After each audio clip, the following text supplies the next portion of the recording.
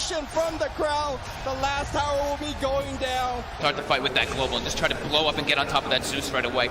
Get into that backline. I mean, the Rubik and the Zeus are really starting to be quite an issue for them. Chalice is in with the opener, straight in with the lasso. The tower will fall, but they'll drag back the Ember Spirit into the torrent, cut him down with the Tidebringer. He's dead, but on the side. They find Arme. Arme's dead for 60. Still alive at the moment. And all the use! The dodge! Anna up into the end, dodging the Echo Slam. Somnus, he's trapped here in the Sprout. OG, they'll slowly punch down the Kunkka. The stolen Vision Jerax sets up onto FY. OG! So this PL will continue just to BT split push this game out, get more and more money. And that, for me, is still the biggest problem for Evil Geniuses. Where do you go with this? Fear needs to have that damage-dealing item. But in order to do so, he's got to drop either his TP scroll or sell the Ring of Aquila. And Samel, blink, Dragon Tail stun. Garda's going to be here with the hookshot as well. Laguna bites Samel. The Cogs Burn bought them a little bit of extra time. And with Samel down and no buyback, Roshan is a very, very juicy target here for CDEC. Yeah, EG are going to know they're going for it though. First of all, it would be pretty obvious from the lane situation, but they also have a good ward around the river area to see that CDEC are moving in there now. I don't think EG are interested in contesting this 4-on-5, but maybe they can delay it long enough for it to be a 5-on-5 if they Ice Blast and Fissure properly. There is no hook shot. They're all together. PPD, here comes the Ice Blast, ready for the dodge! In from Universe, into the Aster! CDEC!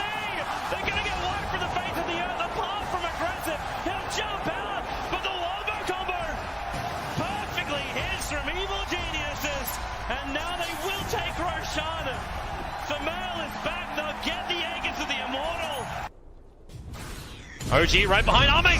Gets the jump, finds the Pugner. Vision will not find a stun. Pugner with no buyback. OG, they were really playing with fire. The Hex down the Terrorblade. Spectral Haunt looking for the frontline attack, but that's why Somnus goes into the backline. Oh, Shaker. The BKB, they're into the backline. Shaker, he's bouncing around. Hawk shot, she stuns on the way through. ES is gone. No buybacks available. Have LGD done it? They're holding Anna. Hold him in place. Chalice will find the damage. F5 will die for it. No, really? Anna is actually running away, but it won't stop Arme from blinking up, looking for the tier 3 tower. 2 players left alive for OG. They're the big ones, however. Thompson and Anna on the defense duty. Fortification. It's delayed as much as they possibly can. And now the jump out. Hex, the boy in the bubble. Thompson able to be protected once again. Chalice very, very low on mana. They have a lot, but Arme, he'll change the life with Anna. Thompson needs to be pushed away. Able to do so. FY jumps onto the illusion only, so the hookshot won't be able to connect. But Anna, he needs to retreat. There's so much damage. Anna down. Buyback is available. They still have not taken the mid racks. OG are just trying to delay LGD for the moment. 5 heroes around. The bubble is there protecting the melee racks. Anna, Sunder by once again. The Sunder switches to life. Arme's back up to full health, but the damage from Thompson, it's good enough to kill off the bait. Buyback is there. Somnus leads forward. They just keep bunching them around, but they're still battling from inside the bubble. Pugner will come to the world living LGD. They're going for the GG push. They're going up the tier 4 towers. OG, they have to hold the line. They have the numbers. 7 from the side with a take on Arme, but no! Thunder is back up. It is there. Chalice will fall. They lose the Enchantress. FY pushing around Anna. He's so low. Can they get the dieback on him? You bet your Nelly they can. Arme still very, very low. The blast will kill him off. But buyback. LGD want this now. LGD, or can they? Backing up? No, they're not. Terrorblade. BT's forward. The ball is up. Thompson needs to defend. X-Nova very visible. You've got a very, very low life Marana. But OG, they can't find the target. X-Nova, he's got the grip. He's got the control. He's got the kill. Thompson is down, but ES is up. Where the Echo Slam. Oh, there it is. Forward. There's your slam. There's the dunk. There's the play. Jirax, the savior of OG. 1,500 gold. He actually is going to go straight into the pipe here, opting to tank up even more. Rolling boulder from Sep misses again, but there's the Infest Bomb, and this time Ohio's in trouble. Roar will come out, they have the Magnetize, they get off the silence as well, and Ohio will get right-click down. The Exorcism will go from Mushi, doing a decent amount of damage to that aggressive. The Borslow comes through, he has no Infest, he has the Armlet Toggle, needs to be careful, the Spirit Cypher coming out, the Glimpse back onto Aggressive, gets him back in there. They get the Grave off in time though, the Open Wounds will come through, they have the Kinetic Shield, there's the Black Hole, from the long grave, to 3. Step as well as number 1 are going to get chewed down. 3 dead. Mushi gets a double kill. DJ, are you kidding me, from the low ground? DJ, God, the crowd here just goes insane as he hits the black hole of his life. And Likely could just give this one up. The vision advantage with the Hawk does help. But nope, they're ready. They've actually got a smoke. They can bypass the Hawk with this, but There's no way they take this in time. Fnatic need to get out. Mushi is going to be stunned by the boulder smash. They're going to come through. Showit looking for Ravage. Can't find it. Mushi pops the BKB early. Aggressive blinks in. Pops the rage as well. Still has his BKB ready to go. They really want to contest this and take it down as quickly as possible. They get the refresher for Ohio. It's coming out. Double Roar is ready. Can they find a kill off of this? Maybe he's walking up with the silver edge. Ohio's going to get caught first. Ravage catches onto 2. Black hole counter initiation. Static Storm on top. Aggressive is low. They get up to Static Storm. Showit pops the refresher. It's not enough. Maybe he's getting cruiser by mid 1. They get up the roar. They'll lose 2. They'll lose 3. They buy back on the tide. He's got another Ravage. They have no buyback on Maybe. What an initiation from DJ. Secures another kill, and Tongfu is going to continue to push. They're not done. Mech still hasn't even been used. There's a hook. How? Brought all the way back to the base. Cleaned up by the fountain. And waddles his way back to the front lines. Well, like I said, it does waste time, but they kind of need it. I mean, they need to be able to just eliminate somebody from the fight, very similar to what Mu can do for Tongfu. So if he had been a little bit farther up, he would have been able to throw the hook, but the thing is there was a range creep in the way. There it is, yep. Banana going for a ride on the Dindy Express. Welcome to the well. Aegis goes to Tongfu. And now charging back out. Dindy going to be spotted, and he doomed the Chen. That's a much better choice. Oh, he got him. He got him. Not going to follow it all the way because we got a battle to watch with Puppy. Trying to get away from it, going to be telekinesis back. And they will be able to get him as well. There you so a 1-for-1 trade. And wow, Hal is still alive down there. Engagement breakout as Kuro. Oh, there we go. The hook got him. Zhan Xing taking the long ride to Shanghai. Welcome home. Navi down. Can you say mega creeps? Navi, he got him. One more. This is what you call one for the road. Man, I can't. The game for IG. Who leads the way? I believe it should be Zoe. They're gonna cut for the shorter path. They storm up the river. Patience from Zoe. Waiting in the wings. Navi's about to be caught. Oh, there's the sleep. The surge. He catches everyone. Oh, this could be a total disaster. Vacuum in. Ravage on everyone. The black hole as well. Light of heaven turns it around. Ravage as well. Stolen by Dendy. Are you kidding me? They turn it around. 4 heroes dead. 4 heroes dead. Chuan trying to survive. Chuan's gonna go down. Puppy talked about the Naga counter. It's Light of Heaven with his BKB. They turn it around. I don't even know how they're going to do it. Standing ovation from the crowd. The last tower will be going down. Start to fight with that global and just try to blow up and get on top of that Zeus right away. Get into that backline. I mean, the Rubik and the Zeus are really starting to be quite an issue for them. Chalice is in with the opener, straight in with the lasso. The tower will fall, but they'll drag back the Ember Spirit into the torrent, cut him down with the Tidebringer. He's dead, but on the side. They find Arme. Arme's dead for 60. Still alive at the moment. And all the use! The dodge! Anna up into the end, dodging the Echo Slam. Somnus, he's trapped here in the Sprout. OG, they'll slowly punch down the Kuka. The stall of Vintage Jerax sets up onto FY. OG! So this PL will continue just to BT split push this game out, get more and more money. And that, for me, is still the biggest problem for Evil Geniuses. Where do you go with this? Fear needs to have that damage-dealing item. But in order to do so, he's got to drop either his TP scroll or sell the Ring of Aquila. And Samel, blink, Dragon Tail stun. Garda's going to be here with the hook shot as well. Laguna fight Samel. The Cogs burn bought them a little bit of extra time. And with Samel down and no buyback, Roshan is a very, very juicy target here for CDEC. Yeah, EG are going to know they're going for it, though. First of all, it would be pretty obvious from the lane situation, but they also have a good ward around the river area to see that CDC are moving in there now.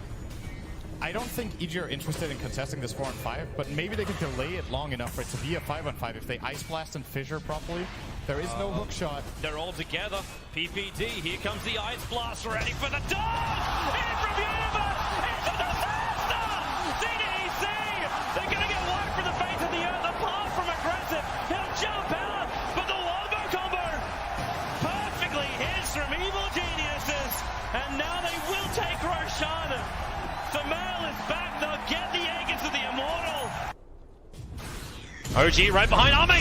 Gets the jump, finds the Pugner. Vision will not find the stun. Pugner with no buyback. OG, they were really playing with fire. The Hex down the Terrorblade. Spectral Haunt looking for the front line attack, but that's why Somnus goes into the back line. The BKB, they're into the back line. Shaker, he's bouncing around. Hawk shot, she stuns on the way through.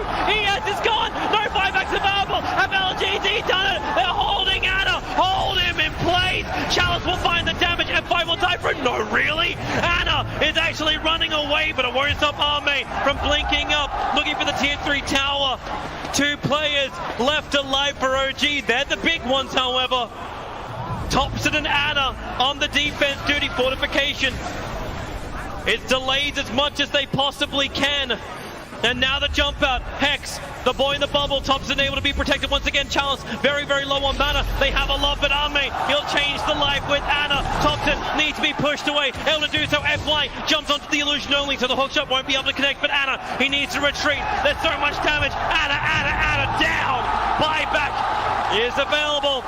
They still have not taken the mid racks. OG are just trying to delay LGD for the moment. 5 heroes around. The bubble is there protecting the melee racks. Anna, Sunder! Once again, the Sunder switches to life. Arme's back up to full health, but the damage from Thompson, it's good enough to kill off the bait. Buyback is there. Somnus leads forward. They just keep bunching them around, but they're still battling from inside the bubble. Pugner will come to the world living LGD. They're going for the GG push. They're going up the tier 4 towers. OG, they have to hold the line. They have the numbers. 7 from the side with a Dagon Arme, but no! Sunder is back up. It is there. Chalice will fall. They lose the Enchantress. FY pushing around Anna. He's so low. Can they get the die back on him? You bet your Nelly they can. Arme still very, very low. The blast will kill him off. But buyback. LGD want this now. LGD, or can they? Backing up? No, they're not. Terrorblade. BT's forward. The ball is up. Thompson needs to defend. X-Nova very visible. You've got a very, very low life Marana. But OG, they can't find the target. X-Nova, he's got the grip. He's got the control. He's got the kill. Thompson is down, but ES is up. Where the Echo slam. Oh, there it is. Forward. There's your slam. There's the dunk. There's the play. Jirax, the savior of OG. 1,500 gold. He actually is going to go straight into the pipe here, opting to tank up even more. Rolling Boulder from Zep misses again, but there's the best bomb, and this time Ohio's in trouble. Roar will come out, they have the magnetize, they get off the silence as well, and Ohio will get right-click down. The exorcism will go from Mushi, doing a decent amount of damage to that aggressive. The Borslow comes through, he has no infest, he has the armless toggle, needs to be careful, the Spirit Siphon coming out, the glimpse back onto aggressive, gets him back in there. They get the Grave off in time though, the open wounds will come through, they have the kinetic shield. There's the black hole, from the low ground, on to 3! Step as well as M1 are gonna get chewed down. 3 dead. Mushi gets a double kill. DJ, are you kidding me? From the low ground. DJ, God, the crowd, he just goes insane as he hits the black hole of his life. Likely could just give this one up. The vision advantage with the Hawk does help. But nope, they're ready. They've actually got a smoke. They can bypass the Hawk with this, but there's no way they take this in time. Fnatic need to get out. Mushi is going to be stunned by the Boulder Smash. They're going to come through. Showit looking for Ravage. Can't find it. Mushi pops the BKB early. Aggressive blinks in. Pops the Rage as well. Still has his BKB ready to go. They really want to contest this and take it down as quickly as possible. They get the refresher for Ohio. It's coming out. Double Roar is ready. Can they find a kill off of this? Maybe he's walking up with the Silver Edge. Ohio's going to get caught first. Ravage catches onto 2. Black Hole counter initiation. Static Storm on top. Aggressive is low. They get up to Static Storm. Showit pops the refresher. It's not enough. Maybe he's getting chewed through by mid 1. They get up the Roar. They'll lose 2. They'll lose 3. They buy back on the Tide. He's got another Ravage. They have no buyback on Maybe. What an initiation from DJ. Secures another kill, and Tongfu is going to continue to push. They're not done. Mech still hasn't even been used. There's a hook. Howl brought all the way back to the base. Cleaned up by the fountain. And waddles his way back to the front lines. Well, like I said, it does waste time, but they kind of need it. I mean, they need to be able to just eliminate somebody from the fight, very similar to what Mu can do for Tongfu. So if he had been a little bit farther up, he would have been able to throw the hook, but the thing is there was a range creep in the way. There it is. Yep. Banana going for a ride on the Dindy Express. Welcome to the well. Aegis goes to Tongfu. And now charging back out. Dindy going to be spotted, and he doomed to Chen. That's a much better choice. Oh, he got him. He got him. Not going to follow it all the way because we got a battle to watch with Puppy. Trying to get away from it, going to be telekinesed back. And they will be able to get him as well. There you so a 1-for-1 trade. And wow, Hal is still alive down there. Engagement breakout as Kuro. Oh, there we go. The hook, got him. Zhan Xing taking the long ride to Shanghai. Welcome home. Navi's down. Can you say mega creeps? Navi, he got him. One more. This is what you call one for the road. Man, I can't. The game for IG. Who leads the way? I believe it should be Zoe. They're gonna cut for the shorter path. They storm up the river. Patience from Zoe. Waiting in the wings. Navi's about to be caught. Oh, there's the sleep. The surge. He catches everyone. Oh, this could be a total disaster. Vacuum in. Ravage on everyone. The black hole as well. Light of heaven turns it around. Ravage as well. Stolen by Dandy. Are you kidding me? They turn it around. 4 heroes dead. 5 heroes dead. Chuan trying to survive. Chuan's gonna go down. Puppy talked about the Naga counter. It's light of heaven with this BKB. They turn it around. I don't even know how they're gonna do it. Standing ovation from the crowd. The last tower will be going down. Start the fight with that global and just try to blow up and get on top of that Zeus right away. Get into that backline. I mean, the Rubik and the Zeus are really starting to be quite an issue for them. Chalice is in with the opener, straight in with the lasso. The tower will fall, but they'll drag back the Ember Spirit into the torrent, cut him down with the Tidebringer. He's dead, but on the side. They find Arme. Arme's dead for 60. Still alive at the moment. And all the use! The dodge! Anna up into the end, dodging the Echo Slam. Somnus, he's trapped here in the Sprout. OG, they'll slowly punch down the Kuka. The Stolen Fish and Jerax sets up onto FY. OG! But this PL will continue just to BT split push this game out. Get more and more money. And that, for me, is still the biggest problem for Evil Geniuses. Where do you go with this? Fear needs to have that damage-dealing item. But in order to do so, he's got to drop either his TP scroll or sell the Ring of Aquila. And Samel, blink, Dragon Tail stun. Garda's going to be here with the hookshot as well. They're going to fight Samel. The Cogs Burn bought them a little bit of extra time. And with Samel down and no buyback, Roshan is a very, very juicy target here for CDEC. Yeah, EG are going to know they're going for it, though. First of all, it would be pretty obvious from the lane situation, but they also have a good ward around the river area to see that CDEC are moving in there now. I don't think EG are interested in contesting this 4-on-5, but maybe they can delay it long enough for it to be a 5-on-5 if they Ice Blast and Fissure properly. There is no hook shot. They're all together. PPD, here comes the Ice Blast, ready for the dodge! In from Universe! It's a disaster! CDEC! They're going to get wiped from the face of the earth, apart from aggressive. He'll jump out, but the wombo combo perfectly hits from Evil Geniuses, and now they will take Roshan. Samel is back, they'll get the egg into the Immortal. OG right behind Arme. Gets the jump, finds the partner. Vision will not find a stun. Partner with no buyback.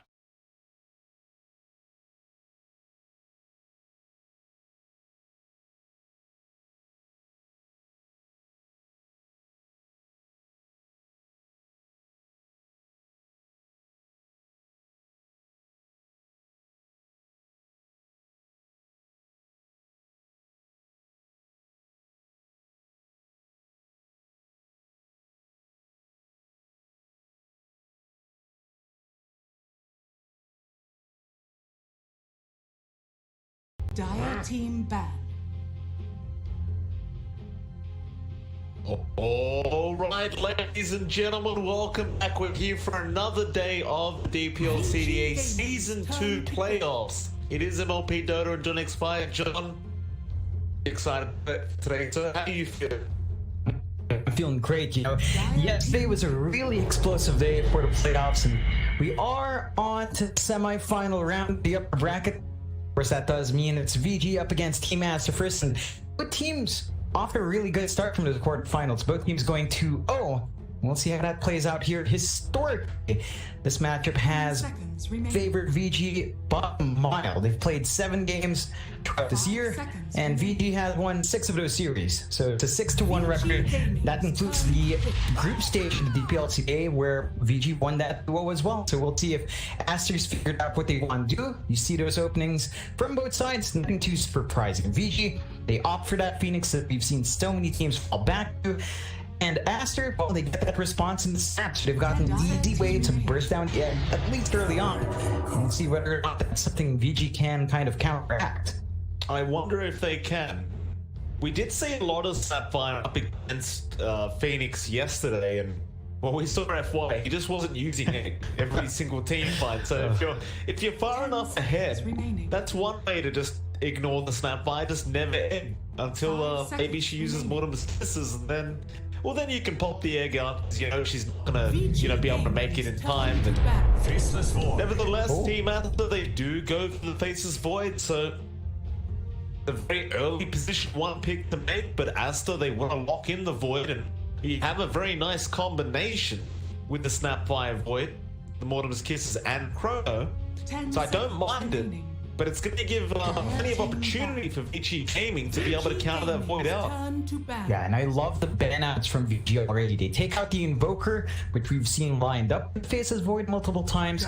You could also consider banning out like the Disruptor. They do opt for the Shaker instead, but Aster with his Faceless Void, we've seen it this year a couple of times from a bunch of teams, and there is a lot of potency that you do have to play around the Chrono.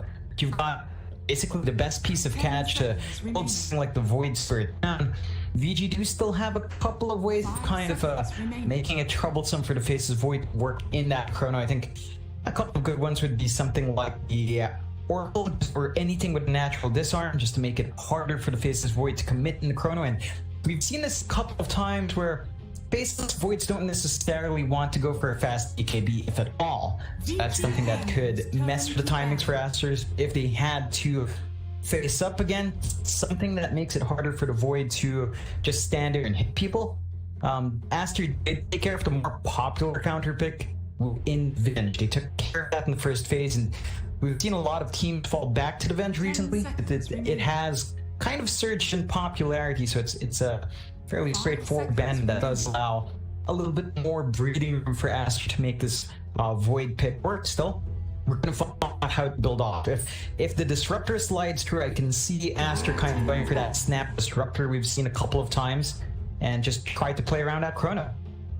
Here's the thing, John, like, based stats you were getting before, saying that VG Gaming looked to be the favorites, just based off the previous record up against Team Aster. What I've noticed is Team Aster will generally try to play the more kind of farming game up against a team like VG Gaming, but every time we see that, Europe just out-farms them every single time. And I like the fact that at least they're switching things up, right? They've got this kind of fight-heavy lineup right now with the Snap Void and Conquer coming up. So at the very least, if they're intending on just kind of running at VG Gaming, rather than trying to play the farming game up against this team that does play it very well, you might have a bit of a better chance to kind of even out that losing record that Aster has at the moment. Still, I love the Conquer pick, but VG Gaming now, they go for the Bane, and that's a great counter towards the Faceless Void. Oh, you just stand out the Chrono, you get grip off, and even just the Nightmare can make it hard for the Void to really get anything done. So you've got a solid tool there to make it harder for Aster to maximize that Chronosphere. Conquer's still a nice touchdown, like Aster's really building in nicely. It's a great catch for the Void Spirit, and they do get the chance to pick up the Rubik. There's some decent spells to steal here, I'd say. I mean, it's going to be very easy to steal that feat from the Bane, and that's going to be something VG has to be very cautious about, just having that spell against them. Still, Aster with the Conquer Void, you mentioned it, but this does kind of show that Aster might want to play that faster pace. And they really should. We've seen what happens when you leave Eurus alone to farm. They've got to apply that pressure on VG to ensure their pot one doesn't get a free ride towards farm stuff. At least I do love the Rubik pick though, John, right? Like into the Bane, it's so easy to steal Fiend's Grip. It is just so darn easy. As long as you have a bit of vision over the Bane, you can't really commit. You can cancel off the Fiend's Grip pretty darn easily with X or Lift from the Rubik, and VG Gaming's well, of course, stealing the Fiend's Grip is very, very good for your team, but VG Gaming, John, we've seen this over and over again from these guys. If Morphling's available, they're going to take the Morphling. Loves his hero, and you can't quite blame him because he doesn't lose very often when he has the Morphling. Yeah, and it's a beautiful pick for VG because no one here in Aster really builds anything to mitigate that durability the Morphling has from his Agimorph, from his ability shift. So there's a lot of potency for a Morphling to just be able to pop through all that damage, unless you see an early investment in, say, a Spirit Vessel, perhaps for Kunkka in this case, just to have that capability. Otherwise, again, you mentioned it, this is a staple. It's something VG's fallen back to multiple times, and they know the timings of it. They know how to give Eurus that space. Aster, that fast game they're looking for, it's got to come out. They can't allow this Morph to just sit there and farm. No, they cannot. We'll have our final ban outs before we get to see how they finish these drafts off. How's your morning, by the way, John? You have a good start to your day? It's been good. Our little dog Dad went grocerying because today's our designated day to go out. So we got our groceries, and Dad got like a little, like a doggy pacifier. So, oh nice. Here's my little dog running around. She's got a little pacifier on, trying to chase us down, trying to play with all her toys at once. It's hilarious. That's my entire morning. You know what I did, John? Yeah. I woke up. I went to make my coffee, and for the first time in my life, I added salt instead of sugar. And I tend to add a lot of sugar, right? I'm one of those people. So I put like 4 teaspoons of sugar in my cup of coffee every morning because I'm a sitter, right? So then I put 4 teaspoons of salt in my coffee this morning and waited like 20 minutes for it to cool down so I didn't burn my mouth trying to drink it. And then huge gulp, only realized that it was salt in my coffee the whole time. That was disgusting. I'm wondering if that's how PPD seasoned his coffee as well. That's a different story, John. I mean, he can take that much salt. I'm a sweet guy. I can't do salt. Oh anyway, man, it's unfortunate. I've had a bad morning. Last pickups are coming out. VG Gaming, they are looking for some kind of off-lane pick, right? Unless you're on the core Phoenix, you generally want some kind of tanky frontliner here for VG Gaming. Of course, Yang, his Centaur is still available. He's known for that. Of course, the Mars is also still available here for VG Gaming. Either of those does seem decent this matchup.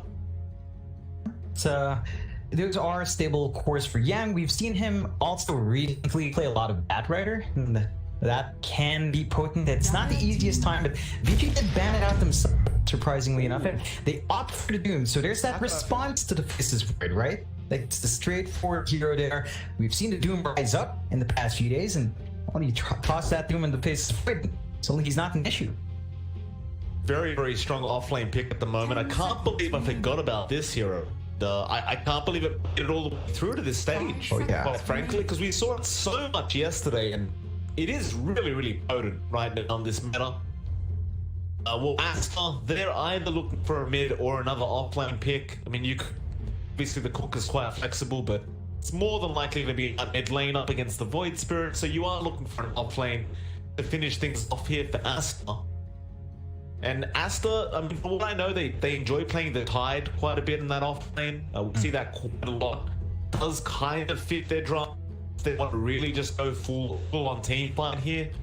Again, they also have the options for things like Centaur and whatever else. The Mars is there. With the Mars Snapfire, obviously that fits quite nicely, as we already know. But yeah, I really wouldn't mind the time of this game. seems okay. Hey, just great team fight. Have a ravage, push out lanes. Yeah. Hard to kill. Solid one. I just worry about playing around all those cooldowns. I mean, Ravage is a pretty long cooldown as well. If they wanted, I think it's safer to go for the Moxbet, and that's something we've seen XXS play. No. What is all right. that? Is that a mid AA? It can't be. It's an XXS Rubik. Uh-oh. Okay, so it's the core off-lane Rubik. It's the support snap along with the AA. Oh, I'm so happy. This is interesting. I'm so happy to see a core Rubik come out. Now, I know people, I think I was talking about core Rubik today, and one tweeted at me or something saying, like, oh, there's a core Rubik in Europe, maybe it was, that was being played. I can't remember who was playing it, but, you know, we're in China now, and I wanted to see a core Rubik hit while we're casting, and here it is, John. Off-lane. Now, with the recent changes to Rubik, with the stealing the hero's damage with Fade Bolt now, it can turn into quite a bit of a right-click hero if played correctly. I don't know if that's the intention, and it probably isn't, but I'd love to see. Yeah, I mean, I think it's got a lot of potential. It's really down to how much you can force out this morph in the early game. And one thing for Aster, I mean, picking up that AA does mean that got that natural counter to morph, right? So you've got the Ice Blast, you've got the combination with Face of Void. I think it all ties up quite nicely. Still, it's just really down to how far XXS can bully out on that off lane, but it's a Rubik, you know, you can trade really well with Fade Bolt, so it does make sense. And Aster just off to the races already with a very exciting draft of VG. It's much more straightforward for them. They're gonna have to try to stay up against this team fight wombo combo Aster's had, and buy Eurostat space. Aster, they've just got to play, and if they can make the morph looks like a living hell, it's gonna be hard for him to find that mid-game momentum every time he's blasted up by that AA. But will. For this matchup, there's another one coming up straight after this, John. EO versus CDA Gaming. That's gonna be a fun one, and excuse me, I saw you tweet it out earlier on. I wonder if we see another Techies pick today. Holy moly! I don't know what to say about that Techies game. That was a really entertaining game, and for once in my life, I can actually say that I would probably like to see Techies today, as long as it's EHO. Oh yeah, Sinky just made it hero shine. He just really made it so entertaining. Well, part of it was the reaction of LGD as well. You could see it in the way they were playing. FY was not pleased about letting that. I mean, we've talked about it 2 weeks in a row where you just ban Techies out of nowhere and then you let it slide once, and you just regret every decision you've made. Still, you know, we'll see that down the line. For now, Aster, they clumped up hot. They couldn't find anything. They're gonna really make it tricky for Eurus. I mean, this dual lane of the AA and the Rubik played by XXS, it's not an easy time for the morph. There's a lot of early magic damage you can pump out. So whether or not you can kind of balance that lane out, but nothing exciting. Just grabbing those runes. I do love that new AA set. Well, I mean, I know I've said this before, but it really makes AA look a lot better, doesn't it? Yeah, that cachet set. Yeah, it does. Like the arms were really sick. Although it's I don't know what to say. It reminds me of some art history lessons I took. You know, it's like very reminiscent of that. It's pretty badass, and that's pretty sick. Yep. That all pans out down to the spot lane. So Fade and XXS up against Eurus and of course DY. You talked about Eurus maybe struggling in this lane, and he probably will, just based off the matchup. It is a rough one. There is just so much capability, and poor old DY is going to have to do something on this Bane to sort this lane out. It really is. You've got one brain tap right now that you can use. Every time you go into harass, you cop so much more harassment from XXS and Fade. That's probably just not worth his time to even trying, but he's going to. That's what happens. Yeah. He just gets hit and he has to walk away. Comes back for a brain tap. But it's not really going to end very well here for DY if this keeps up. No, and it just gets worse. You know, level 3 is a very big spike for this dual lane of Fade and XS. You're gonna have potency for either control or raw damage, and that just means you're gonna have to play on the edge here as VG. Of course, with this kind of dual lane, with how integrated the Rubik is with the AA, you can't really expect Fade to make any movements out. That does mean the mid lane's gonna be, you know, a bit drier for a long time. That is the lane with Chuan and Orb up against each other, the Void Spirit up against the Kunkka. This one is rather even. Both of these heroes have great ways of shoving the lane out. Both of them have decent control. It's just down to spacing, but for the most part, you won't really see any big kill-off unless Ori missteps. I think Chuan is a lot tankier and harder to deal with in comparison to the Void Spirit, but still, gonna be a stable lane, and those supports are tied us down gods. You can't expect any distance from that AA just yet. With that Tidebringer, does make it hard for the higher levels you go up, right? Like for Chuan right now, it looks like a bit of a struggle, but as those levels go up, Ori is really not going to enjoy himself in this lane. So, of course, the Sim lane does not block out the Tidebringer hit either. So it just goes through, and Ori, you can just see it over and over again, getting whacked away, already committing all his regen, but now has a bottle up. And it's going to be very important for Ori in this laning matchup. If he does not secure the power to the 4-minute mark, Chuan's just going to dominate it in mid lane. In fact, bot lane, first blood does occur. Why? He does end going down, and that was to be expected. Very, very hard matchup here on that support Bane, and well, sometimes you've just got to give your life away to give Eurus space, but unfortunately in this case, Eurus doesn't really have space. And it's that level 3 spike. You know, XXS has level 2 bolt, it's got telekinesis, so they can potentially hold anyone down with the AA weapon. This is just going to be a really hard lane for yours to bet on top. This is in stark contrast to up top. Compare that to how SCCC is doing up here, up against Yang on the Doom. And our Faces Void, it's actually farming decently well. I mean, Yang is finding farm as well, but it's not like he's slowing down the pace of that Faceless Void. And overall, with that kind of start, Aster is going to be more than happy with very even start up top while also shutting down that work. But they are. We'll see. He'll just keep doing what he needs to do. PYW not really having a tough time at all here. He actually gets the career on Phoenix, but we'll have to see Piana's over in the creep wave was attacking away. Oh, the SCCC's career going down. So that's a little bonus there for VG Gaming. But I would agree that they're going to have to do something more about the SCCC as time goes on. Still Boca try and harass out Yang a little bit. Anyway, that same build we've been seeing quite a lot. Level 1 Scatter Blast, sorry, not the Scatter Blast, but rather the little Shredder.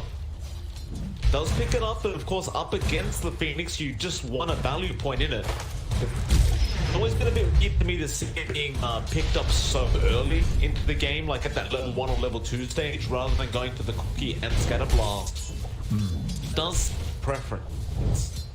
It allows you a lot more trading, a lot more room for trading. Like, say, PYW just does not have armor. That's something Boboka can really bully out with that Shredder. First this time around, you do see Boboka opt for the 1-1 window, so there is more utility and control if he wanted to, and with that Cookie, he can just steal away that nice little bounty rune. He's gonna keep chasing, and PYW does have dive if he wants to commit it. Gonna wait it out a little bit, does eventually take it. Boboka knew that was coming, he probably just wanted to get the dive expended. Make him use it, make him put it on cooldown. Looking back over to the mid lane, John Ori is making the run back to the fountain at the moment. It's been a real struggle. Looks like he did not get that power rune either. His bottle is empty at the moment, and unfortunately for him, he couldn't get the bounty rune. PW had to take it, so Chuan is still having a great time in the laning phase, Ori falling too far behind. But you're at that level 6 stage now for the Kunkka. He has Boat up, he has X summons. It's a very tough time for Ori. Like, if he gets X and the torrent does connect, he's basically dead. Yeah, that's it's gonna be tricky for him. He's gonna have to be cautious with how often he uses his Astral Step to farm up. He does grab that illusion rune though, so there is a little bit more leeway, but this is still a fantastic start for Chuan. This is the lane he's out while having his support stay in their own lanes and keeping those pressure lanes up, and you know, at some point, Chuan's just going to be ready to apply that pressure, whereas you're not quite there yet. See what Yang was doing? It's not after SCC. In fact, SCC isn't unspotted, but he's trying to go after PYW. Now the boat is going to fly in, but they still do kill off the Void. They get PYW as a trade, and perhaps Yang will also go down. He doesn't have Scorched Earth available. There's no mana for it. So Chuan will eventually be beaten away, or rather, Yang will be beaten away by Chuan. And well, Yang was just standing there channeling that Wild Wing Ripper spell, the Cyclone or the Tornado, trying to kill off SCC that way. Obviously, it did not work out in his favor, but that's what he was doing. It's a valiant attempt. I mean, they found a kill in the end, but Chuan's gonna be more than pleased finding those kills and trade. You're not gonna be chucked in your face as Void, but SCC is still way ahead in comparison to yours. Well, he was. Yours actually did get some space to warm up and now down front, and it's starting to recover a bit further progression. And Chuan's in trouble. He's losing a lot of HP. He does go down, and now Fade. Also going to be chased down by Ori DY. PYW trying to run away from the boat crew thing, but does get stunned up by the cookie. Now the cold feet coming out still. He is alive. Now throws up the boat. Can he get the job done? No, the nightmare out from DY, making more space for PYW. And a nice scatter blast does end up killing off PYW, but it will fly. He was dead anyway, so he may as well go for the kill, but it's a 3-for-1 trade in the favor of Ichi Gaming. Yeah, with this movement out for Aster, they're forced to react now to VG's much more aggressive movements. This is opening up space for them elsewhere, although they still keep going here. Yeah, DY, he just wanted to get the Arc through for his Void Spirit. He's gonna die for it. You know, or he did pick up, he just used it straight away. Didn't really have the mana in that instance, so he just kind of had to let DY down. But I'd still say it's a great start for Ichi Gaming here, like especially for Ori, considering the fact that he was struggling in the laning phase, finding that many kills and getting ahead in net worth up against Chuan's Honka, it really does feel like a pretty big deal. It really is, and again, this movement has forced that bot lane, which yours was being pressured. If it's just Rubik, it really doesn't do much, and they're still keeping that pressure up. Yeah, the boat got big trouble here on the snapfire, gonna try and jump out now. The Chrono gonna be committed with the boat playing it, but a Nightmare is out. Of course, boat will connect now as SCC is in the Nightmare, but they get the kill regardless. DY is out of position now, will also die. Nice rotations now from XXS. Well, now XXS is top of the net worth on the core Rubik of all things. It's a bounce back for him, which is great. It's not a good spot for SCC though. Like that first Chrono at least led to a kill, but you can see the build-up for SCC. He's skipping his boots. He's trying to rush Midas as fast as possible. The timing for that Naked Midas is not as amazing as you want it to be. Doesn't get the turn on Ori. He can still get the X here, but I don't believe the X is going to be enough unless he has some teammates coming in. XXS is moving his way in, but now Yang gets a Doom off on Chuan, but XXS jumped to his own Doom. He just takes it straight off Yang, who's committed no other spells. And Ori, well, luckily for him, PYW is going to be able to heal him up with the Sun Ray just enough, I believe, to keep him alive. That Nightmare didn't come in from DY. They are playing with fire here, VG, but a great little save out from DY. Ori will walk away with his life intact.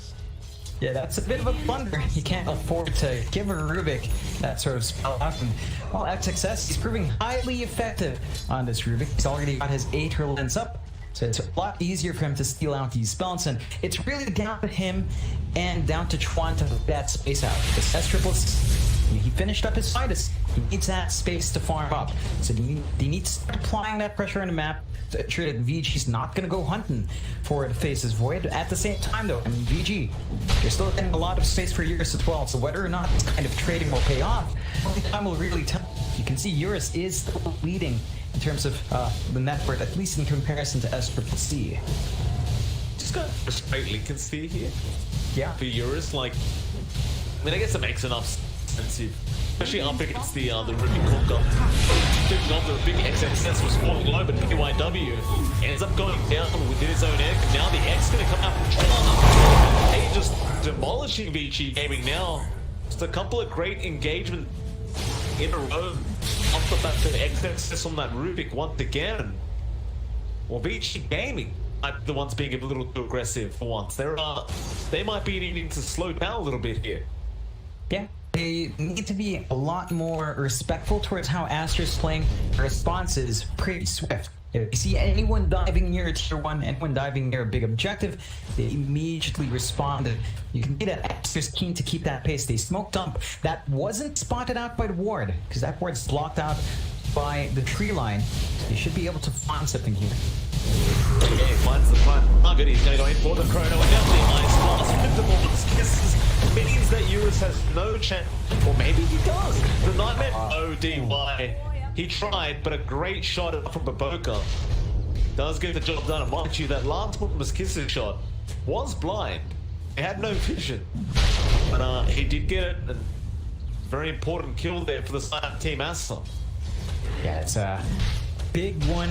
That's the one we've been looking for a while. So managed to knock yours down a peg, slow down the timing on that link. Then this is when VG's line, they're not going to feel too happy about losing that kind of kill. Aster, again, they've been keeping that pace up. They played with a chrono quite well.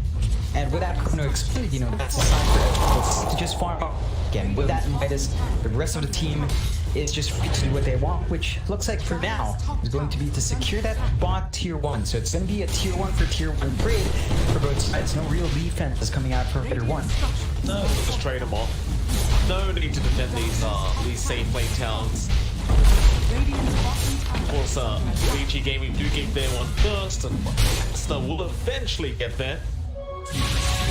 Might be another gank here. XXS gonna get run into by DY, try to get the Fiend's grip off, but got his animation cancelled by the lift. XXS, he's been real on point. He continues to evade any kind of ganks coming out, sitting at 3-0-1 on this core Rubik. Walk away once again, and he's getting absolute close now. So either just going straight for that blink or something else. He's already got the Aether Lens up. But if you wanted to go for that Dagon executor, I mean, you could. I don't see why not. Yeah, if they want to play that fast pace of game, Dagon just makes it a lot quicker to find those kills. So that's simply one way to keep VG down. That is implying that they keep up that pace. So let's see what XXS does opt for in the end. I believe the blip is a safer play, and VG at some point have to find a way to punish. XXS is looking like a juicy target. Goes down again, PYW. Having a real struggle here on the Phoenix. Already been a pretty rough game for him. They are still putting a lot of pressure here onto Eurus to just keep farming up and carry them through the later stages. But he is still behind SCCC on Void. That's not really great news here, Ichi, but it's great news fast. Of course, with that minus on SCCC, he's just going to keep getting further and further ahead of this Morphling. They are actually the smoke up. They have the chrono. You do have Blip coming out on Yang, and he's also smoked up. You also still have the Fiend grip on DY, and he wants to just get that on cooldown. Just never want to really hold this long on CD's. Problem is, who do they find? Top lane, they are going to run into SCCC, but again, he has the chrono. Straight away on this small, but the strength is there in time, so Eurus will be fine. Now, perhaps change their mind off to Ori. Ice Blast's going to fly into Eurus. But Ori, he's in big trouble. He is using himself up, but he is probably just going to die. And at least you do get Chuan on the Kunka, the Dire Jungle. They're still going here, but Boka does take the waveform out from Eurus, and now the end to be dropped by the Phoenix. Boka, he will keep up there. Actually just fine. Meanwhile, up to the top, DY will go down on the Bane, trying to set up more kills for his team. XX want to take it on the core Rubik, and now they pace for more Eurus. I'm on the run. No, they'll leave him. I thought they might want to go back up Morphin because they did have the Ice Blast back up. But I suppose you don't really have enough control to put that more anymore, so you're just better off just getting out of there. Yeah, they are setting up from order. They see Ori and Baboka. He's hitting up. Just need Twan to hit that X. With the lip, does get the Yules off, but with the Ice Blast already there, can he really juke them out? He can. The Simulate will be enough. Now Fiji jumping in. Open yet. Twan's gonna be alright. In fact, they don't even have Doom at the moment. They did commit earlier on. No way to lock down Twan on the Kunkka.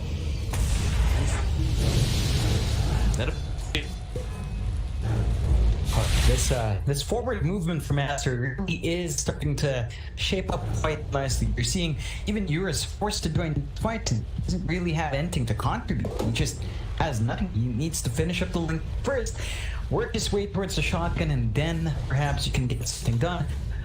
Beyond that, Aster, they've just on point. They've been very disciplined to play around that chrono. And with how long that fight took, you know, you've only got about half a minute left for Triple C to be ready to join these fights once more. Comes Twan again. They're all ready to go. They are. The Onyx lost in to Ori, and Ori, he just dumped the void through. Now Twan should be able to catch DY out of the X. Brings him. That doesn't even need the torrent. Just take it to their. Still just on a roll this game, doing a fantastic job. The 2K net worth lead now, and they're off to what appears to be a really good game for themselves. They definitely are. They're finding even these smaller pickoffs, I'd say smaller, just found in mid, free, and you know they still cycle around towards that chrono timing, so they're grouping up mid. Is under attack. Yeah, did not get the doom off on Twan, nor did he hit the stun. Eventually Twan, he'll just walk out of there. But it's just so important that they can actually get a kill going once they do commit that doom or the Fiend's Grip. Don't miss out on a kill once those spells are committed. Right now, they're both available to be used. It's just they don't feel like they have an opening here. No, it's a tricky one. They've got that Lincoln's up in Eurus. He does have a few more stats. He's got a little bit more durability in play, but considering just how much brute force Aster bringing out here, it's just not quite enough. I think the ideal scenario for VG would be forcing the Doom onto SCC. If anything else can happen, it's just, well, they never seem to find him. He finds them, and Aster, again, they've been playing around these cooldowns perfectly. SCC does have the chrono, but they wanted to make it play out, and VG are still not in the best of positions to really counteract that. Hey, he might just wait out that chrono, just get that MKB up first. He's getting pretty close to it. Once you get that MKB up, you've got so much damage on the Void, especially with that Mask of Madness he already has. It's going to make it that much harder for Eurus to get himself out once that chrono has been committed. Because that's assuming he does start strength morphing in time, which last chrono he did. See if he can just keep up that quick reaction speed. VG, they're grouping up. They do have smoke on DY. The problem is Aster has also smoked as 5, and they're not going to wait for the MKB. They put 5. Who do they catch out here? VG, they seem to be aware. They're on the low ground now. He went coming in, break the smoke. DY getting it soft stuff, and now the Phoenix can challenge the first PYW. He can knock it the egg off, and now Chrono being committed onto the edge. Just lose him off. Fade with a rod of ATOS up on the AA already. He's just going to catch on DY. 9 minutes will be there up from XXS. They just kill him off. They make it look easy here, Aster. Yeah, they're just cleaning up. And VG, they're just caught out one by one. The punishment is severe from Aster. They trade a tier 1 mid, but It all could have not been his lane, he's gone. One of his kids is flying out at the end from Maboka. A bit unnecessary, but I guess right now it just doesn't matter if they waste an ulti like that. They're just so far ahead. VG Gaming just seems to have no chance of contesting here.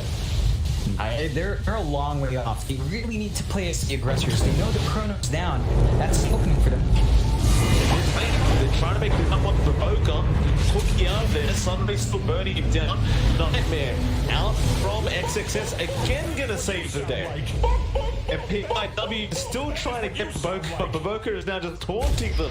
Oh, it's just disgusting. Oh man, this is going terribly for VG. They have nothing.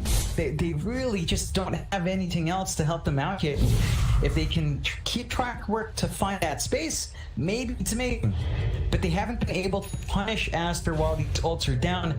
They haven't been able to catch S-Triple-C out once, even past this laning phase. And, well, S-Triple-C, we talked about that MTB, it's up and running. All the damage in the world on this phase is void. And Aster, you know, they've got control in this match. They're gonna have a BKB really soon. So even controlling up the Conquest is gonna be a tall task, and it's just really difficult now for VG to find those openings. As this game runs on, if they don't manage to exploit that timing for Aster's not willing to fight, then it really does just kind of fall flat. Ori? Got mid lane and clear out the creep wave. He's got a team up now for us. He might want to just play with that DD and see if you can get a few pickoffs, perhaps. Because they have the Doom and Fiend's group, not to mention the egg on top. While the Chrono's down, you would have tried to make a play, but there's going to be about 9 seconds till that Chrono's back up. Probably no point in doing so now. But wait for a better time, and Ratwan's got DKB to boot, so it's just become that much harder to go into the time of Aster. I suppose for Ori, he just wants to try and pick up that Aghanim Scepter to be a little bit more effective in these team fights. Try to force out 4 BKB timings from Aster. As right now, the only one that doesn't have a BKB is going to be Juan. So that is going to be very, very effective. It's just a matter of how fast he can get it up. Yeah, it's not the speediest process. Now, the one boon VG does have is that the Doom doesn't require too much farm. I mean, Yang is not eating any jungle space, so that's a plus there. But Max Blast not going to connect. One of his kits is also a there. Radiant structures are fortified. It remains perfectly fine. It was glyphed up. Dire's top Aster, they're just going to continue farming. There's no rush for them. They're still open to work for me. There is absolutely no reason for them to try and rush this game. Of course, S-Triple is only bigger and bigger, and looks like he's going for a Lincoln Sphere now on the Void. That's quite effective up against that Doom. Even the Bane, it just gives you another little thing to think about. You can actually commit that Doom on this Void, and well, it looks like they caught out Ori. Knight be up for success. Both easiest off in the world. He does get his unicorn somehow, but it's not really gonna matter. They just kill him off anyway. Actor's just making sure the way. Yeah, he's got X torn it up. Do they have enough damage for yet? Perhaps. No, with XXS, I mean, from the S-Triple-C, and they kill him off. It was XXS that got the kill. That PYW now going to get rid of the toss of my speed. And this Phoenix looks to also go down. Suddenly, 3 heroes dead for the side of VG Gaming. Aster are not playing around in this game one. No, they certainly aren't in VG. They've just dropped heroes like flies, one by one, every single time after just catches them out. And VG, they're gonna have to see this Roche. It's gonna go straight to Aster, no contestation. It's gonna be first stages of the match into Aster's pockets, and VG's got a lot of work if they want to bounce back in. They've got that shotgun up on their Morphling, so Eurus does have some sorts of damage out. It's not enough, especially if that boat comes flying out. So there's a lot to consider in Aster with just gonna be playing a lot more aggressive. They know they've got the room to do so, and VG's just running out of space here to really play in. At least now you've got the shotgun up on Eurus, so you've got some way of Eurus jumping into this game fight. He feels the necessity, which I would argue he probably should very, very soon. Bottom lane are going to come in from S-Triple-C and XXS. Neither of these guys are really targets you want to go for. So of course VG up back off that bottom lane. It's really unfortunate for VG Gaming. You've still got that Durmok, you've still got the Queen's Group up, you've still got Jäger. They just haven't had the opportunity to commit any of these spells. And the time the spell doesn't look like it's coming anytime sooner, unless maybe now they go for a smoke. Yang did pick up a BKB, and yeah, they're going to go for a smoke attempt now with PYW and Eurus. Back into their own jungle. Dire's top tower. May just run into the poker, and they will. Could be committed for trauma. He gets started and moved up by Yang. Now, Aster jumps in. He does not have Chrono yet, however. It's going to be a hard team fight. It has been committed. They're trying to take it down with the poker, but he ties to the end damage. Now, Aster, they're up for run. He is on the chase. S-Triple-T, they want the Aegis on, and they will get it. The buybacks are up. Tron. He will start time walking away. He has Chrono in 18 seconds. The boat will fly in, but Yang will just pop a BKB now. But they want to re-engage what they want to run here at VG Gaming. They are trying to re-engage. Eurus going to save the Shadow Amulet, but he can save back. Never mind if it's not. He is get blown up. And Triple C still waiting for that Chrono. Needs 1 second, and now he has it. And he gets a 3-man Chrono. Or he gets out of there. But DY is gone, and so is PYW. Eurus now needs to make a run for it. They do get the lift off, however. Lincoln is broken. Torrent doesn't connect the lift. It brought it back the other way. And, well, S-Triple-C trapped on the cliff right now. And it's gonna run, but he gets shot with fire from the side. And it's hard to know who really won the team fight out, but does appear to be Team Aster. They force the quarterback out from the bin. They find the key targets they want. They lose the Aegis, but it's not a big deal for S-Triple-C. He gets the Chrono of its one. And they widen that lead to 9k, so there is still a bite left in VG, showing that they can't pull the fight out. It's just that it comes at a very big cost as well. And they force the buyback out from Tron at the least.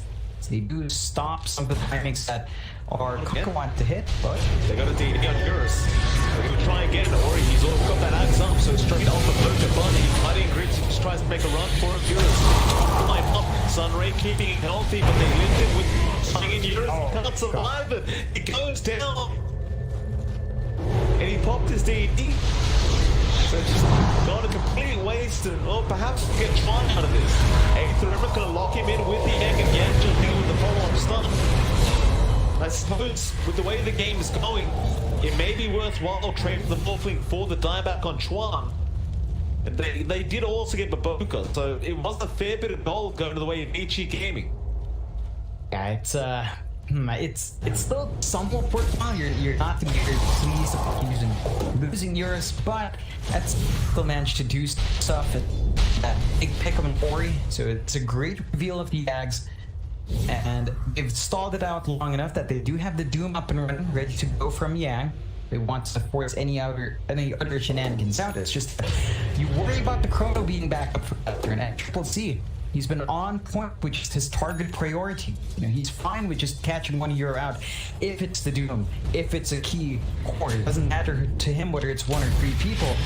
He's just willing to drop it off immediately, and that just makes it harder for VG to really stay split up. They've got to be cautious about their spacing and kind of stay in the same general area if they want to ride through this rough wave. I didn't realize Success has Dagon up now. But level 1 Dagon is available on the Rubik. And don't forget, I believe Arcane Supremacy does amp it up, right? Yeah, it does, 26%. So it's, and the debuff, of course, of the end is always nice.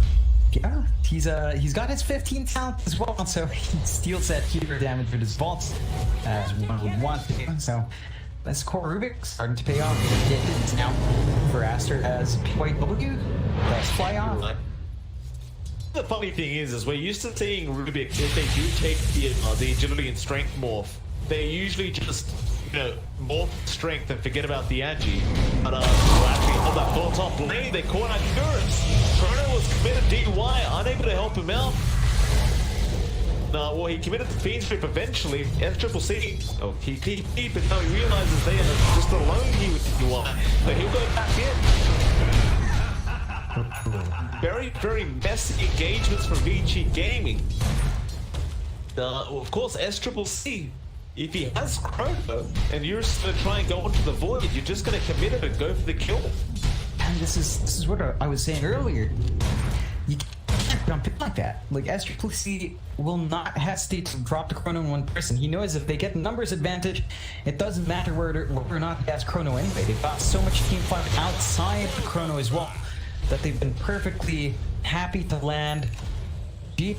And the responses are, they've got the Blink but Ori, so there's more mobility out there, but it's not really enough as the damage continues to build up for Aster. We've got the level 2 decon up for our Rubik. Well, the response is just not there from VG. They need the BKBs to be running to at least give them some more leeway in this fight. It's just not coming out fast enough.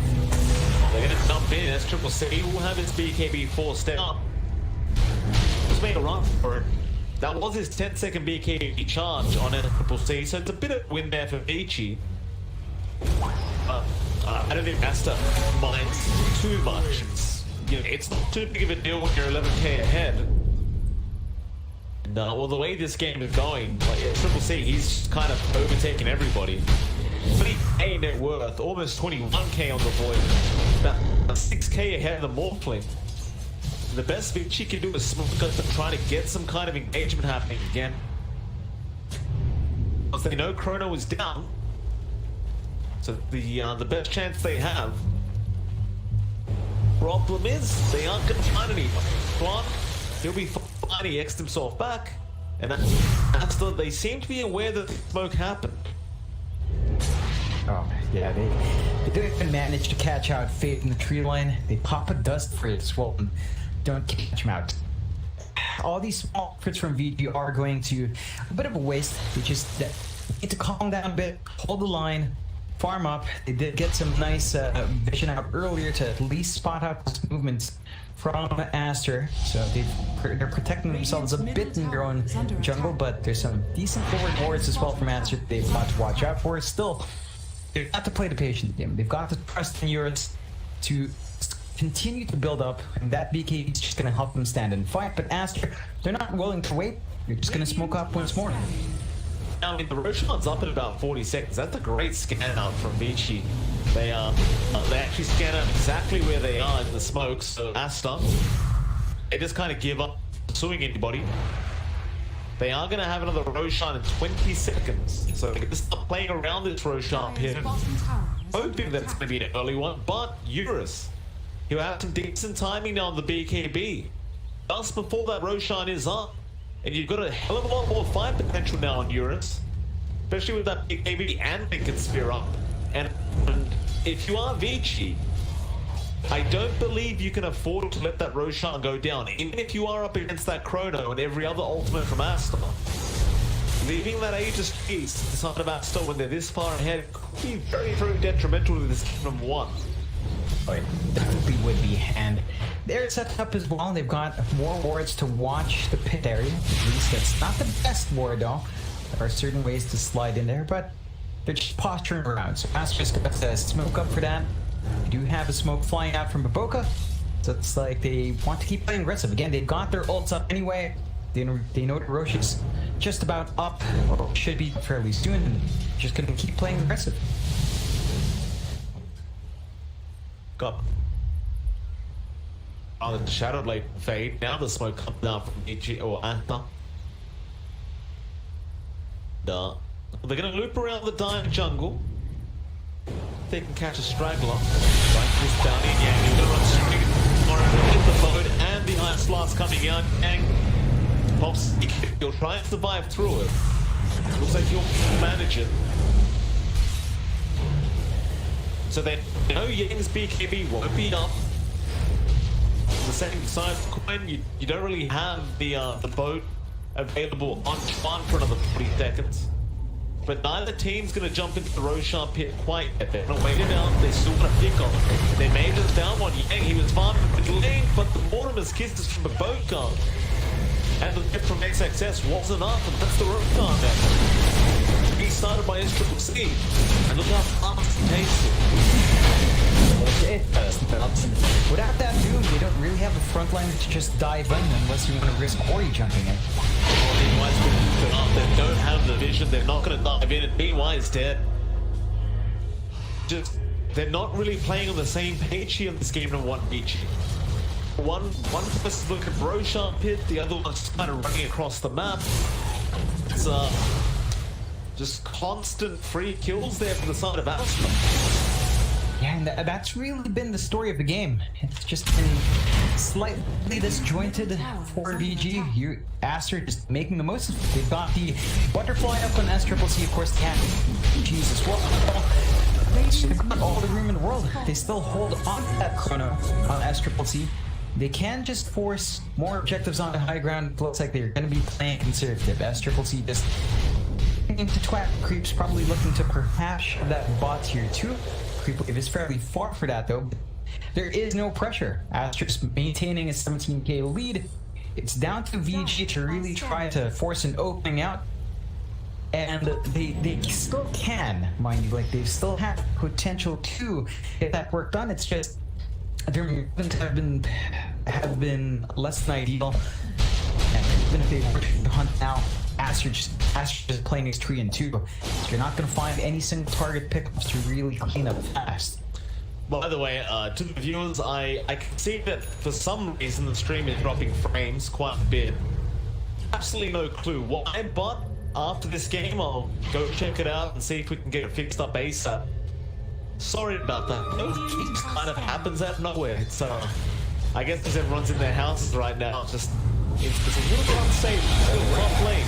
Yeah, I'm gonna make the counter off the Void Spirit. Ori gonna get blown up again. He pops his BKB trying to fight, but Chrono is gonna come out from SCCC, and Eurus is getting demolished. He just goes down without the ice box. Now Yang will also die. There's the tips coming out. Oh, it's a rough time here for VG Gaming. It is really tough. Well, SCCC, he's feeling it, John. He's very confident at the moment. Yeah, I mean, he is just so big on his face as Void. There's no buybacks on at least not in Eurus. He's their big hitter. I don't know how they're going to defend. They're playing into an Aegis, they're playing into the cheese. They just have nothing. DY gonna get caught out, does go down. Now Ori gonna be careful about those bashes. They're trying to down the Aegis to SCCC, and they do get it. They do it a second time. Well, with that repair kit and with the Aegis down, it may be enough to force the back. No, Aster, they're still not afraid. With Eurus with no buyback and nor does Yang, it's just so easy to jump in like that. The air has been committed, it will not matter. He won. He just bought back. Fortunately, he does die back, and well, that's at least one rat's gone. Aster, do you want for another? They're thinking about looping into the mid lane. They don't really have a creep wave, and it looks like they're not going to rush anything. They'll just, they know how far ahead they are right now. They can just take it easy. Yeah, it's harder and harder now for VG to line up their shots. They've got such big gaps to close out. Eurus, I mean, he's working towards that Daedalus. And yeah, once you hit that damage up, it can get quite maddening. And of course, you should also try to get that space to finish out those tier 4 drops. That's something VG's not been able to do. Perhaps it gives them an edge, but I mean, Aster, they're just finding everything they want. They get the leveler for SCCC, so if he does hit those buildings, I mean, they're just gonna melt. And that 60 attack speed is also pretty sickening as well. And in fact, he finishes up his safe panic, which is flying out now, so this Void is just that much tankier. And any response VG was looking for, you've got to pull off these fights perfectly. You need to land that Doom on Phase's Void for anything else. You need to get the grip on someone as well. And line up QW's Supernova, but they just can't hit that space. You just can't find those targets in Aster. If they just keep the space up, it's very hard to drop a 27-8 lead. Radiant's bottom tower has fallen. It is very hard. Not easy to do. But look again there, Eurus, he's working toward that Daedalus. He's starting to get harder and harder. It's just a matter of how you contest the chrono. If you get caught in that chrono, it just doesn't matter. He's got so much damage. you can't survive it. And now with the smoke up Aster, this could be the straw that breaks the camel's back for VG Gaming.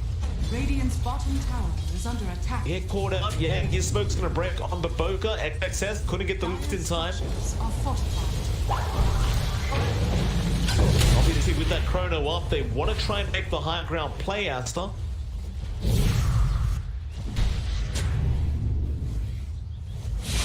They can't do it though, they're not feeling as confident as you would think, and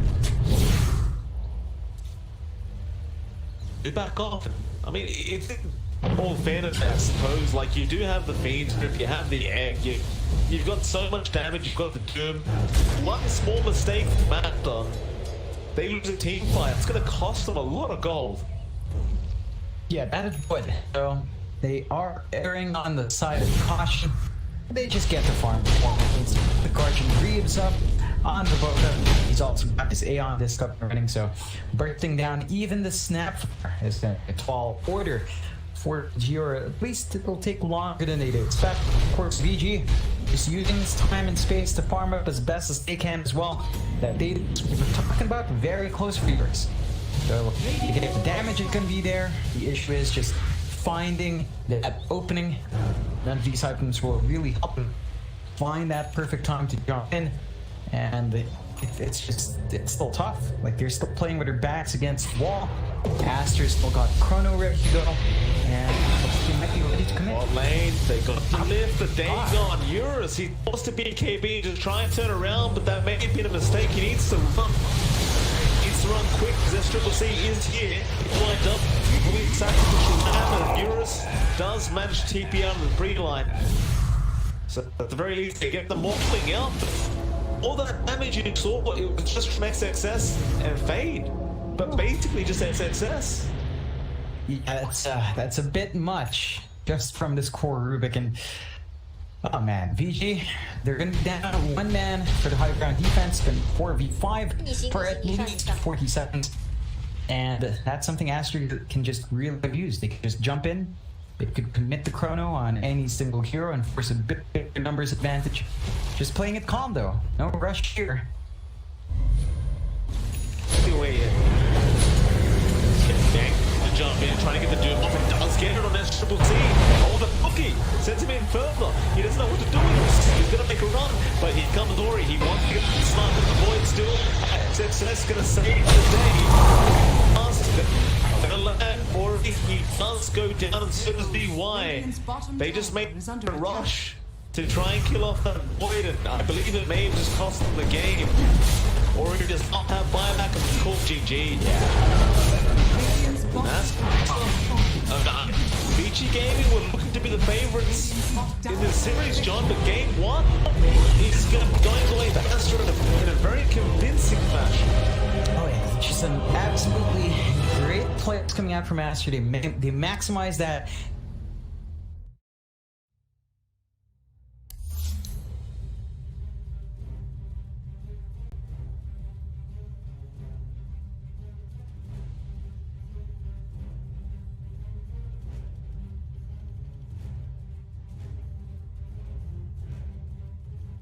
$1,500 gold. He actually is going to go straight into the pipe here, opting to tank up even more. Rolling boulder from Sep misses again, but there's the invest bomb, and this time Ohio's in trouble. Roar will come out, they have the magnetize, they get off the silence as well, and Ohio will get right click down. The exorcism will go from Mushi, doing a decent amount of damage to that aggressive. The Borslow comes through, he has no infest, he has the armlet toggle, needs to be careful, the Spirit Siphon coming out, the glimpse back onto aggressive, gets him back in there. They get the grave off in time though, the open wounds will come through, they have the kinetic shield. There's the black hole, from the long ground, on to 3!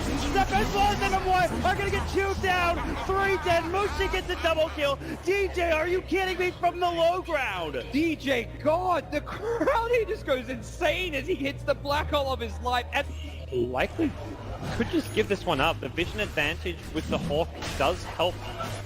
But nope, they're ready. They've actually got a smoke. They can bypass the Hawk with this, but there's no way they take this in time. Fnatic need to get out. Mushi is going to be stunned by the boulder smash. They're going to come through. Showit looking for Ravage. Can't find it. Mushi pops the BKB early. Aggressive blinks in. Pops the rage as well. Still has his BKB ready to go. They really want to contest this and take it down as quickly as possible. They get the refresher for Ohio. It's coming out. Double Roar is ready. Can they find a kill off of this? Maybe he's walking up with the Silver Edge. Ohio's going to get caught first. Ravage catches onto two. Black Hole counter initiation. Static Storm on top. Aggressive is low. They get up to Static Storm. Shower pops the refresher. It's not enough. Maybe he's getting cruiser by mid one. They get up the Roar. They'll lose two. They'll lose three. They buy back on the Tide. He's got another Ravage. They have no buyback on Maybe. What an initiation from DJ. Secures another kill, and Tongfu is going to continue to push. They're not done. Mech still hasn't even been used. There's a hook. Howell brought all the way back to the base. Cleaned up by the Fountain. And waddles his way back to the front lines. Well, like I said, it does waste time, but they kind of need it. I mean, they need to be able to just eliminate somebody from the fight, very similar to what Mu can do for Tongfu. So if he had been a little bit farther up, he would have been able to throw the hook, but the thing is there was a range creep in the way. And there it is, yep. Banana going for a ride on the Dindy Express. Welcome to the well. Aegis goes to Tongfu. And now charging back out. Dindy going to be spotted, and he doomed to Chen. That's a much better choice. Oh, he got him. He got him.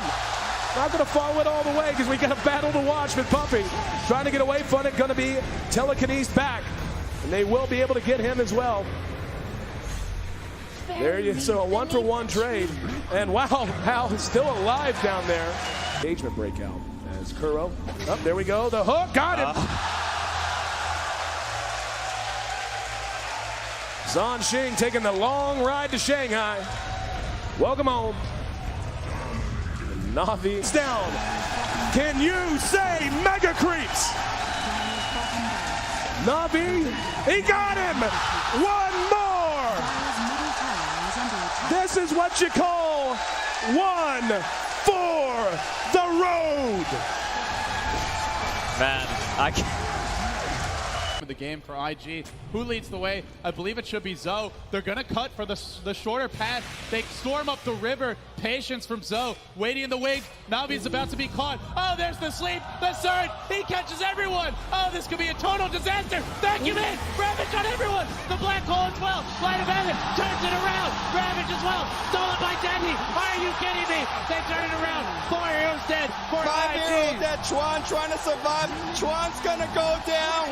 Puppy talked about the Naga counter. It's light of heaven with this BKB. They turn it around. I don't even know how they're going to do it. Standing ovation from the crowd. The last tower will be going down. Start the fight with that global and just try to blow up and get on top of that Zeus right away. Get into that backline. I mean, the Rubik and the Zeus are really starting to be quite an issue for them. Chalice is in with the opener, straight in with the lasso. The tower will fall, but they'll drag back the Amber Spirit into the torrent, cut him down with the Tidebringer. He's dead, but on the side, they find Arme. Arme's dead for 60. Still alive at the moment. And all the use! The dodge! Anna up into the end, dodging the Echo Slap. Somnus, he's trapped here in the Sprout. OG, they'll slowly punch down the Kuka. The stall of Finch and Jerax sets up onto FY. OG! But this PL will continue just to BT split push this game out, get more and more money. And that, for me, is still the biggest problem for Evil Geniuses. Where do you go with this? Fear needs to have that damage-dealing item.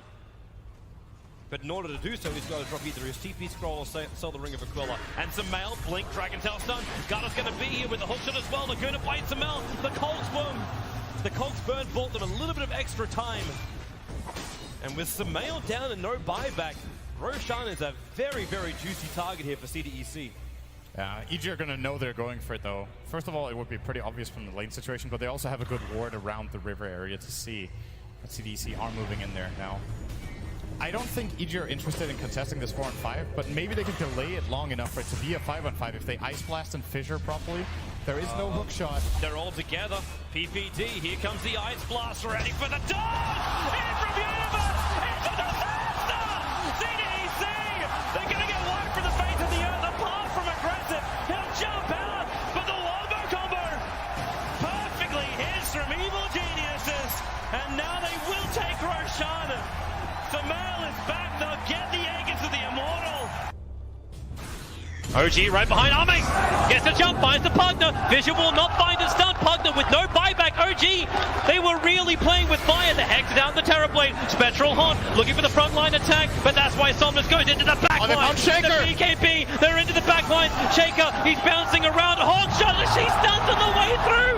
ES is gone. No buybacks available. Have LGD done it? They're holding Anna. Hold him in place. Chalice will find the damage. F5 will die for it. No, really? Anna is actually running away, but it won't stop Arme from blinking up, looking for the tier 3 tower. 2 players left alive for OG. They're the big ones, however. Thompson and Anna on the defense duty. Fortification. It's delayed as much as they possibly can. And now the jump out. Hex, the boy in the bubble. Thompson able to be protected once again. Chalice very, very low on mana. They have a lot, but Arme, he'll change the life with Anna. Thompson needs to be pushed away. Able to do so. FY jumps onto the illusion only, so the hookshot won't be able to connect. But Anna, he needs to retreat. There's so much damage. Anna down. Buyback is available. They still have not taken the mid racks. OG are just trying to delay LGD for the moment. 5 heroes around. The bubble is there protecting the melee racks. Anna, Sunder! Once again, the Sunder switches the life. Arme's back up to full health, but the damage from Thompson, it's good enough to kill up the bait. Buyback is there. Somnus leads forward. They just keep bunching them around, but they're still battling from inside the bubble. Pugner will come to the world living LGD. They're going for the GG push. They're going after the tier 4 towers. OG, they have to hold the line. They have the numbers. Seven from the side with a Dagon. Arme, but no! Sunder is back up.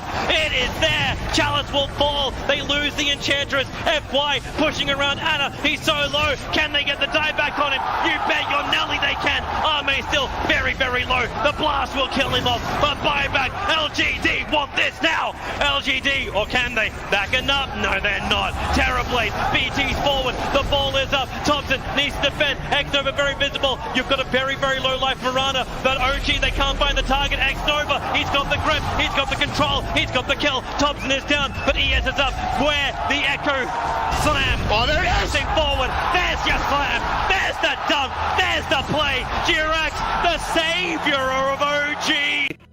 1,500 gold. He actually is going to go straight into the pipe here, opting to tank up even more. Rolling boulder from Zep misses again, but there's the invest bomb, and this time Ohio's in trouble. Roar will come out. They have the magnetize. They get off the silence as well, and Ohio will get right-click down. The exorcism will go from Mushi, doing a decent amount of damage to that aggressive. The Borslow comes through. He has no infest. He has the armless toggle. Needs to be careful. The Spirit Cypher coming out. The glimpse back onto aggressive. Gets him back in there. They get the Grave off in time, though. The open wounds will come through. They have the kinetic shield. There's the black hole. From the long ground. On to 3. Step as well as them one are going to get chewed down. 3 dead. Mushi gets a double kill. DJ, are you kidding me, from the low ground? DJ, God, the crowd, he just goes insane as he hits the black hole of his life. And Likely could just give this one up. The vision advantage with the Hawk does help. But nope, they're ready. They've actually got a smoke. They can bypass the Hawk with this, but there is no way they take this in time. Fnatic need to get out. Mushi is going to be stunned by the boulder smash. They're going to come through. Shower looking for a Ravage. Can't find it. Mushi pops the beacon.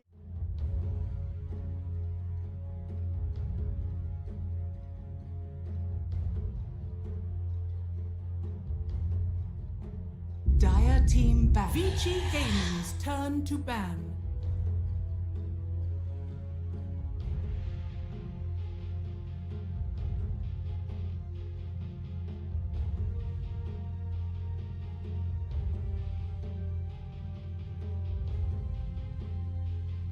Ten seconds remaining. Alright, ladies and gentlemen, welcome back. We are here for game number 2 between Vici Gaming and Team Aster. In MLP Dota Donix Fire. John, streams restarted. I think we're all good. How are you feeling, sir? Yeah, I'm feeling great. That was a really explosive game 1 coming out from Aster. You know, we're talking about how Vici is historically the favorite in this matchup. It didn't show there. You know, Aster just had a dominating game, start to finish, taking control in that match. They did not give Eurus any room to breathe, and that's just not very typical of how Vici Gaming plays. We're so used to them just giving Eurus that space to get all the farm he needed, and there was no space to be had there. We'll see whether or not Vici kind of fix that up. There were moments where their engagements felt really disjointed as well, right? Like the coordination wasn't quite up to par And we'll see if that's something they've fixed up here for game number 2. 10 seconds Down. remaining. DP Gaming. Dire team pick. One game away from being knocked down to the lower bracket, and of course they get serious shot.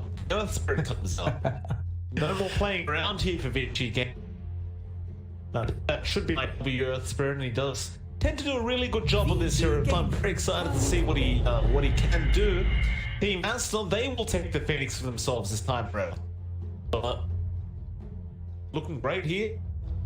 Yeah. It's a stable opening for both sides. Of course, we have seen the Earth Spirit start to pop back in. A lot more teams taking back. It's those buffs, Mike, on the act. Of course, that is definitely that's why Heroes back still. Please don't.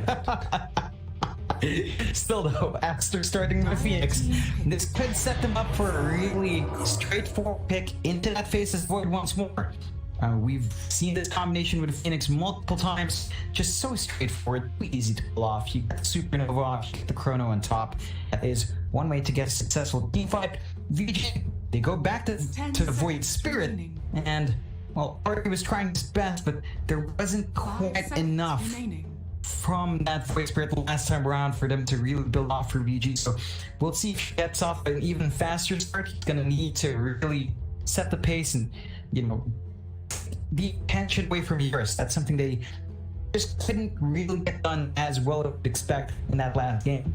No, I think it's gonna work a lot better this time with the Earth Spirit though, right? Because you had last game around they had Phoenix playing, neither of which really combos very well with the Void Spirit, but the Earth Spirit works very, very well. You just got so much gap closing, so much burst damage with these two, and they just complement each other extremely well. 10 seconds. But Aster really just turning it back around on Vici Gaming, going for the Kunkka pickup themselves. And of course, the Kunkka does extremely well. In fact, they had it last game, but still going to the Kunkka is what I was meant to say. Works very well up against the Void Spirit, does do so up against the Earth Spirit on top of that. Tron was having a great game last game around, so I can't quite blame him. Yeah, he just he controlled the mid lane really well. He did take over in that matchup against Void Spirit. That's something VG has to be very wary about. As it does unfold, they really need Orb to get off to a better, to really take that control over, and we'll see if that can be fixed up with Earth Spirit. I mean, PYW, as you mentioned, is a fantastic player. Can expect more rotations out from this hero. Perhaps that will give them the edge they need in that mid lane matchup. And VG, in the Wisdom, do ban out the Faceless Void. You won't have that combo out with Phoenix for Aster. You're gonna have to look elsewhere. Of course, this is leaving that Mars in the pool, unless VG does ban it out within the next ban. But if it stays in, Aster's got first pick in the next phase. They could easily get rid of it. I wonder if VG's gonna go for the Snapfire pickup. We've seen that pretty much every game when there's a Phoenix. You just go for the +5 snap.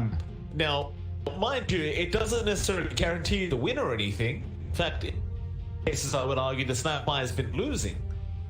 So perhaps you may not want to, because it does feel a bit weak at the moment, if I'm completely frank. But I mean, made it look really nice last game. Oh yeah, that would look great. But the other cases we've seen, it hasn't been doing too well. VG Gaming do still have it available to them. If they wanted to just pick that up as a +5 and their third pickup, they certainly could. 10 seconds remaining. I'd say there's some potency with Void Spirit. You know, you get the Remnant out, and then you follow with Kisses. Can melt someone really quick, just looking for a nice clean pick off. So on top of being Phoenix counter, there's that to consider. Still, Aster, you know, you see the bans. Mars wasn't banned out. That's something they could consider. They could pick it up here right now if they wanted to. Pick their four down the line if they switch over and, you know, just tie up that team fight. They've got a lot of really strong team fight potential with just a Kunkka and Phoenix. Just need something to kind of tie it together. Well, the pickup coming out. Last time it was the Void. You start to question what other position 1 they would like SCCC to play here. Again, they are one game away from getting through to the upper bracket. VG Gaming. So it's a great position here for Aster. They do go for the tiny pickup. This coming from a lot of teams, and well, if there's one thing that just never changes about the tiny is Avalanche loss just destroys pretty much anyone. Well, that certainly has been the case, regardless of the recent buffs Tiny's gotten. He's still very, very effective in that sense. 5 seconds remaining. You look at that Void Spirit, you look at that Earth Spirit, they don't exactly enjoy going up against the Tiny. Yeah, it's not exactly the best situations for VGM. That's a lot of burst on hand press. As you mentioned, we've seen the Tiny really start to make its reappearance. Of course, in this case, you don't have as much room for the core Tiny. You might be seeing that Tiny Phoenix support duo instead of the core Tiny. We tend to see some teams flux out, but I guess that's also a possibility for Aster if they wanted to, although I don't see any reason why you'd demote Conk still. Aster again tying their draft a lot better. VG, they need ways to combo off this Earth Spirit and Void Spirit further down.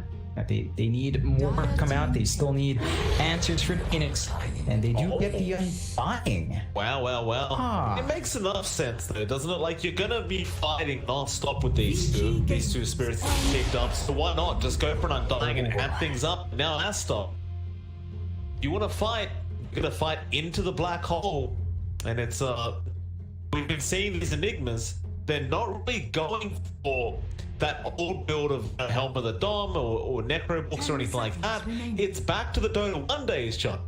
Yeah. They just rush some boots, they get a Blink Dagger, maybe they figure out they need a big HP afterwards, and of course the Midas. How can I forget? The Midas is also there. But it's really back to the old days of Enigma when I feel it's more fun this way anyway, being able to just concentrate on trying to land big black holes. I do love the pickup from Aster. I do just get slightly concerned because VG Gaming with this run so far, they can run at you super quick. Yeah, they can. I know that. Like, there's very sensitive timing to the Undying, and they did rework this all to be like it was before, if I recall right, so it doesn't apply damage in the area, it amps up instead. I don't know, I'm still very iffy on Undying. Like, his core issues are still there, you know, the issue of Tombstone, the timing it has, and the spike the hero has from laning. Just such a very sensitive start. VG does have to apply that pressure nice and fast. They do opt for the Morphling once more. So if they go into that hero for yours, there are some decent heroes to morph into. The Conk is still great. I think the Tiny is a great one if you really just want to burst heroes down. That's a lot of damage the Morph can pump out in that form. So it's a great response to that. VG still slightly worried about certain things. Like, again, we talked about the Enigma. After that BKB's up, none of these heroes pierce that spell immunity, so it's going to be a free black hole for Aster, regardless of who they catch in. And we'll see if VG finds something for your offlane to sort that out. Otherwise, the team fight for Aster is looking pretty terrifying. You've got Black Hole, you've got Supernova, you know, the classic paradox in play. You've got the Conk and Tiny as well. A lot of good timers here for Aster to play around, and we saw it in game one. Normally, when you're stuck to these kind of big team fight spells, you worry about constraining yourself to new spell to work, but Aster's shown us that doesn't matter for them. They can play around those cooldowns really well. 5 seconds. That they can. Final banouts now, VG Gaming. Of course, they banned out the PL first. Dire team ban. Then getting rid of the AM. Kind of start to ask yourself what you've seen now for the side of Aster. Turn to pick. They do actually ban out the Rubik on the side of Aster. Fair enough, I guess, into the Enigma, Conker, and Phoenix. Just way too many spills to give away for the Earthshaker to finish off. And now I wonder, is this going to be a core ES? Are we seeing something weird like a core Earth Spirit coming up? I don't know. It's probably just a core Earthshaker. But... yeah, it's possibilities are there. You know, we have seen that core Earth Spirit once. 5 seconds. I don't know about a core Undying. It's just such It's been such a long time since it was a thing, but I guess you could make it work if VG was looking for that. We'll see. I do believe we have seen Yang play the Shaker anyways. It's a safe bet, and it makes sense, right? You can jump in, you can break up the pump up with the Enigma's Eidolons. Yeah, it's going to be the Yang Shaker. They do close out with the S-Triple-T Spectre. So Aster's got this amazing team fight with 4 heroes, and then they've got the Spectre who can just farm in the middle of it, or pop the Haunt to just soak some kills. And this is really looking tight for Aster. You know, they've got some sick early power spikes for the first 4 heroes. They've got really great late scaling with the Spectre. They just need to ensure Triple C finds that farm, and Aster, if they can play around their timing, they can do it again.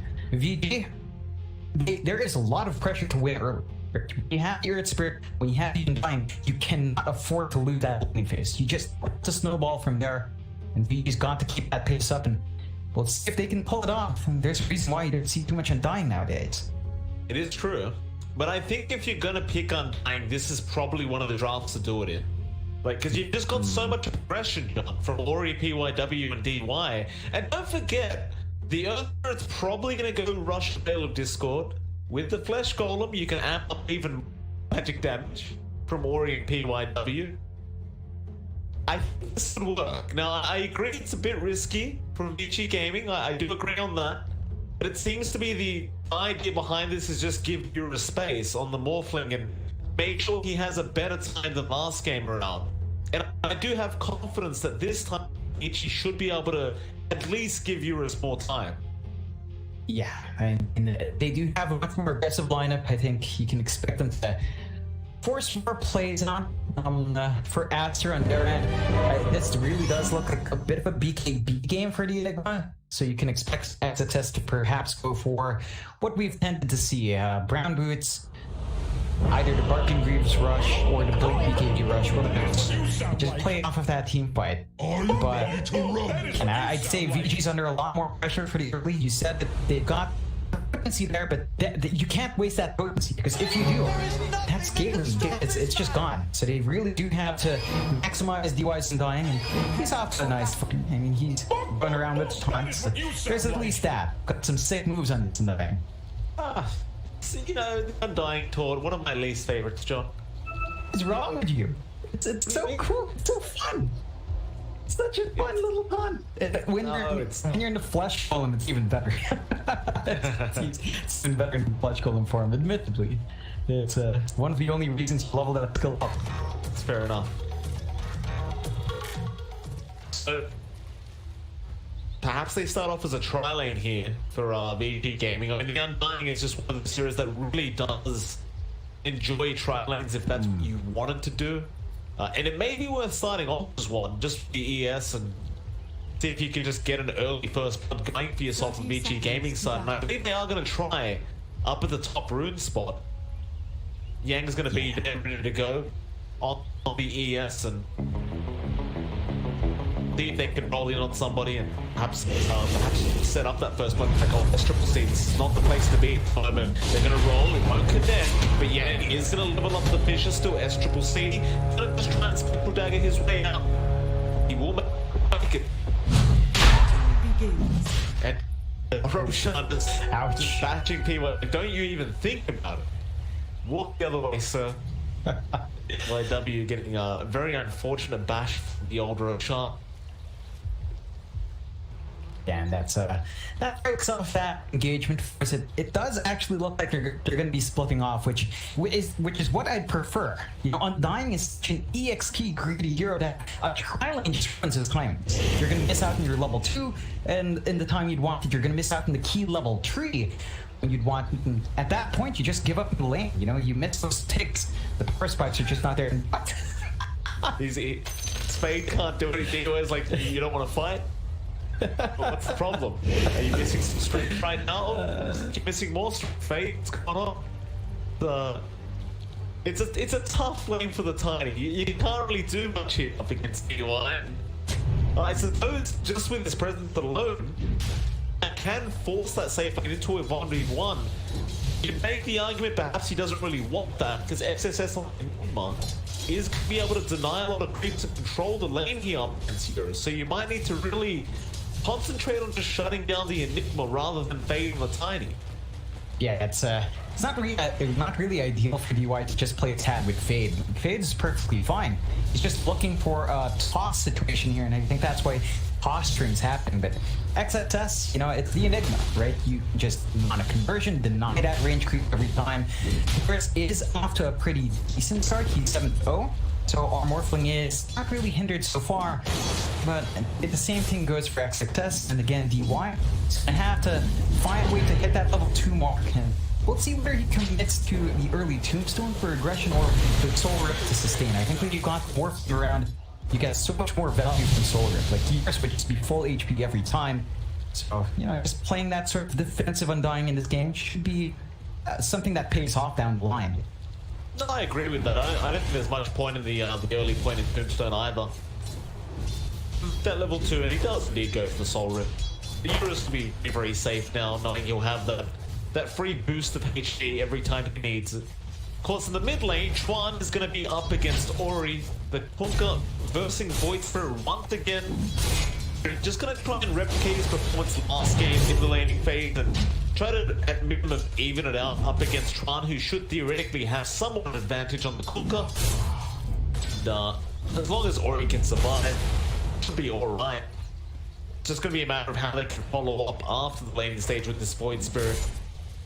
Well, Tron is definitely going to want to replicate his own performance because he had a great game in game number 1. Really just setting a great base for his team. If you can do that again with their draft, it's going to be hard for Vici to come back. And so he really does have a lot of the game in his hands. Yeah, and talking about the way for this lane to change with the support rotation, it doesn't look like the top lane is ready for that, as PYW is under a lot of pressure from his low lane. He is. He's going to get changed down, and Nocturne is going to save him for now. But no, the Poker does end up getting the first blood on the Phoenix. We'll see himself some nice XP. He's back into the lane. Yeah, he's been doing a decent enough job of trying to get a bit of harassment and denies that up against the Spectre. But overall, SCCC is still just farming fine. And it's going to be a matter of what kind of item build this Spectre wants to go for this game. Looks like my question has been answered. He's going for a Meteor Hammer. Yeah, I like it. I think that's Triple C understands that we can put the bow down mid. Oh, the 2 save Fade. He comes in with the Avalanche.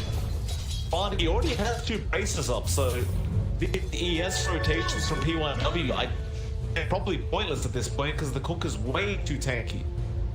Oh. And not only that, but with that leeway he got, of course he can play X, P, just to refill himself. He has a bottle, but this is mitigating that early presence you want from TYW. And again, that's one of the things the Earth Spirit is supposed to excel at. It's early rotations out, so if you're not quite finding openings, and well, Aster so far off to a swell start, even down bottom. Look at it again. It's just chasing around DY. This means that he's not near his morph. This means that he's not applying that pressure on lane, although he is still fairly good farm for years. You take a look at XXS, he's got 11 denies. Yeah, it's just set to get some worse as this lane just continues on. I don't think Fade should be allowed to do what he's doing on this timing.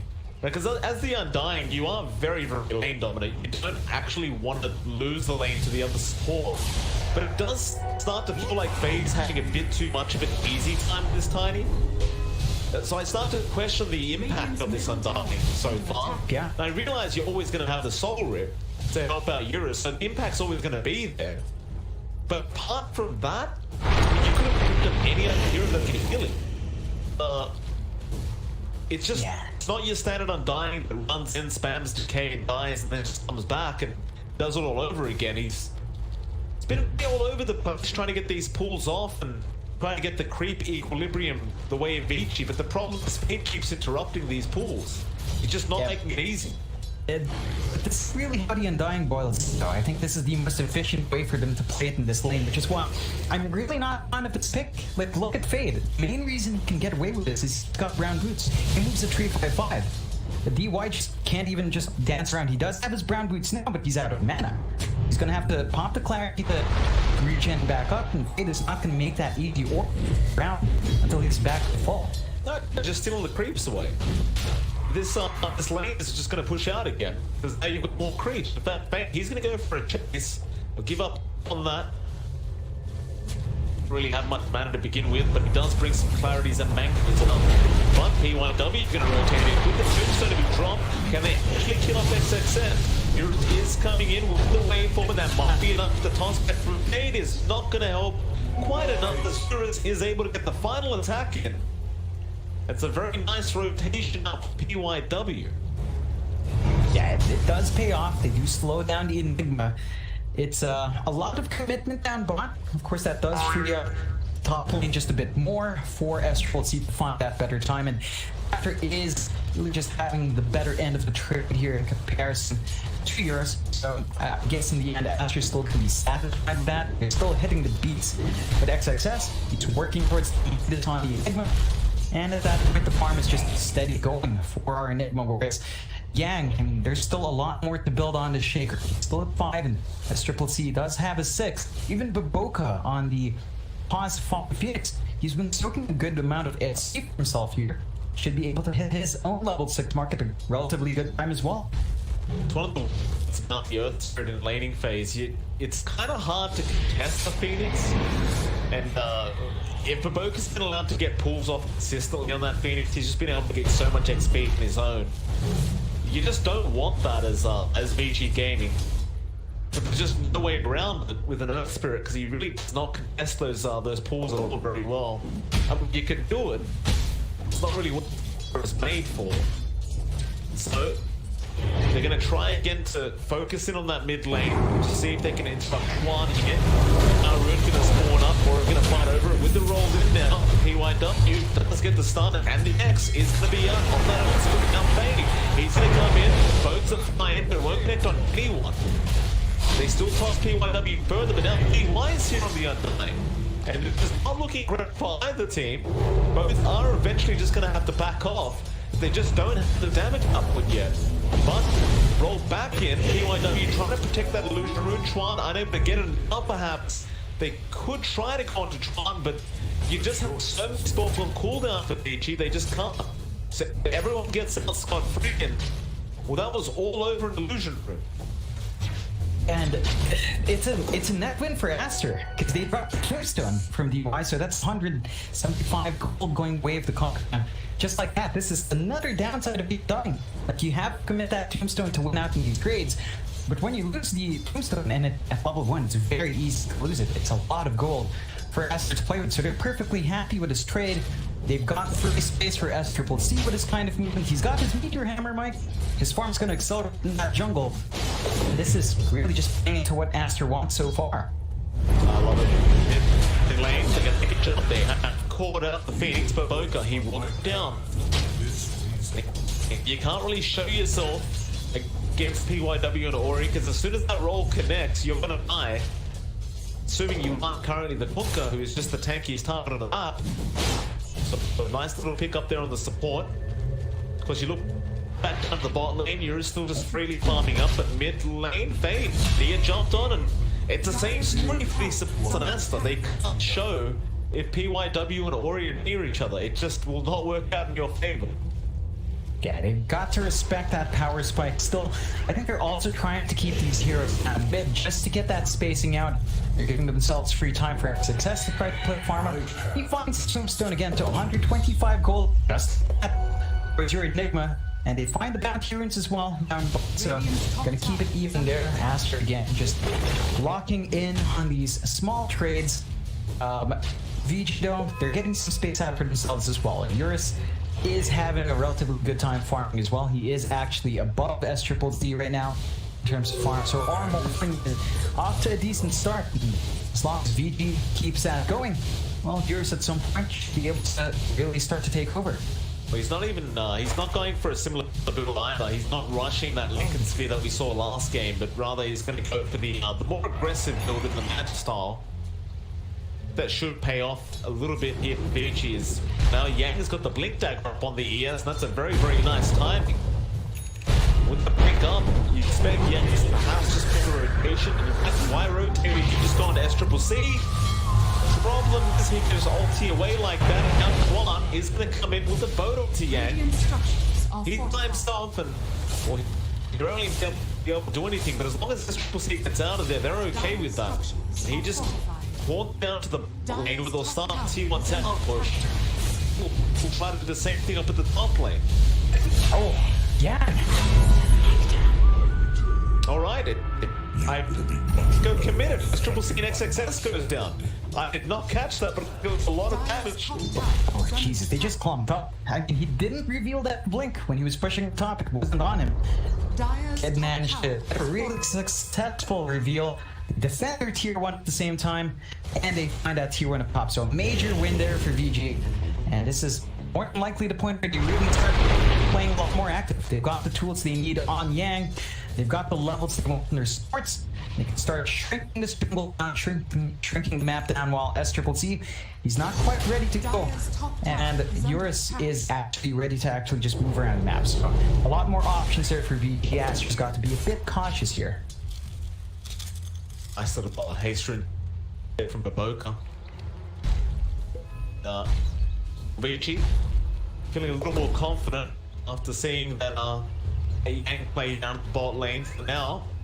Maybe go for a little bit more here. Baboka and XXS gonna show themselves down that bot lane.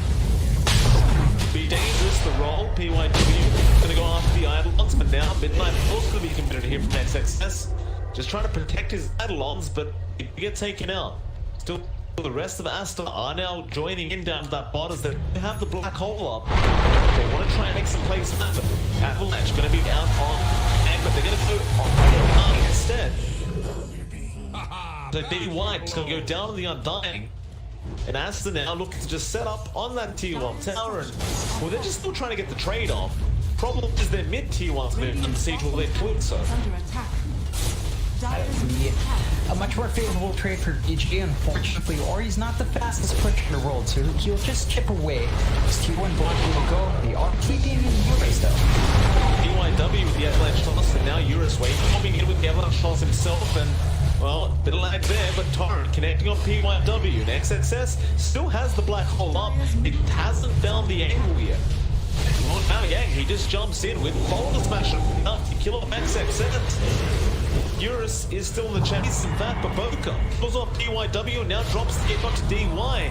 Fade will just be out of there. Meanwhile, Tron is still being chased down on the Kunka. They really want this kill, and it looks like they are probably going to get on left. They get out, but no, Echo being committed by Yang. He does not want to waste any time. Not risking anything. Master losing quite a few heroes to the gate. Yeah, that's a massive win for VG once more. They're just able to respond to this aggression, able to force Aster out into awkward spots, and none of their heroes are really ready for that success. He's just got one up, he goes in, but now Black Hole XXS commits. He only got one. He'll just channel it all the way anyway. They do get a nice off-lane Earth Shaker kill. Now they want D1 that Undying. Be able to kill him. He's just wasting a hell of a lot of time here, but eventually Fatal wants to take the kill on the Tiny. It's more of a positive engagement there from the side of Aster, and oh, VG, they may have just overextended a little. Yang getting a bit too excited on that Earthshaker.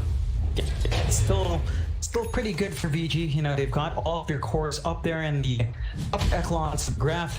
They're having a decent time ramping Eurus. He's already got his Yasha up. It's only about 1,050 of the ultimate orb into his men. So this Morpho is starting to shape up to be a real menace. And Aster, they need more time here. It's not as simple for XXS to be ready to go. He's very close to his blink. It's great, but he really needs the BKB to be up and running for him to really commit those black holes. Before then, Aster, they're not quite ready to take these bigger engagements that VG's just been willing to get into. Still buys time for SPC as well. Getting caught out here by Ori. So we'll try and escape. The D1 is going to be the cut him off. Oh, Yang, of course, just going to land the Fisher. He does go down. While he was going down, however, XXS now has the blink up. So you've got some initiation now from this thing. Back, top lane, PYW. Got X back into the torrent. They are going to follow up though. They're just going to let the Earth run away. Tron Chuan did just pick up his Orchid as well, so you've got a bit more kill potential now on the scorecard with that Orchid up.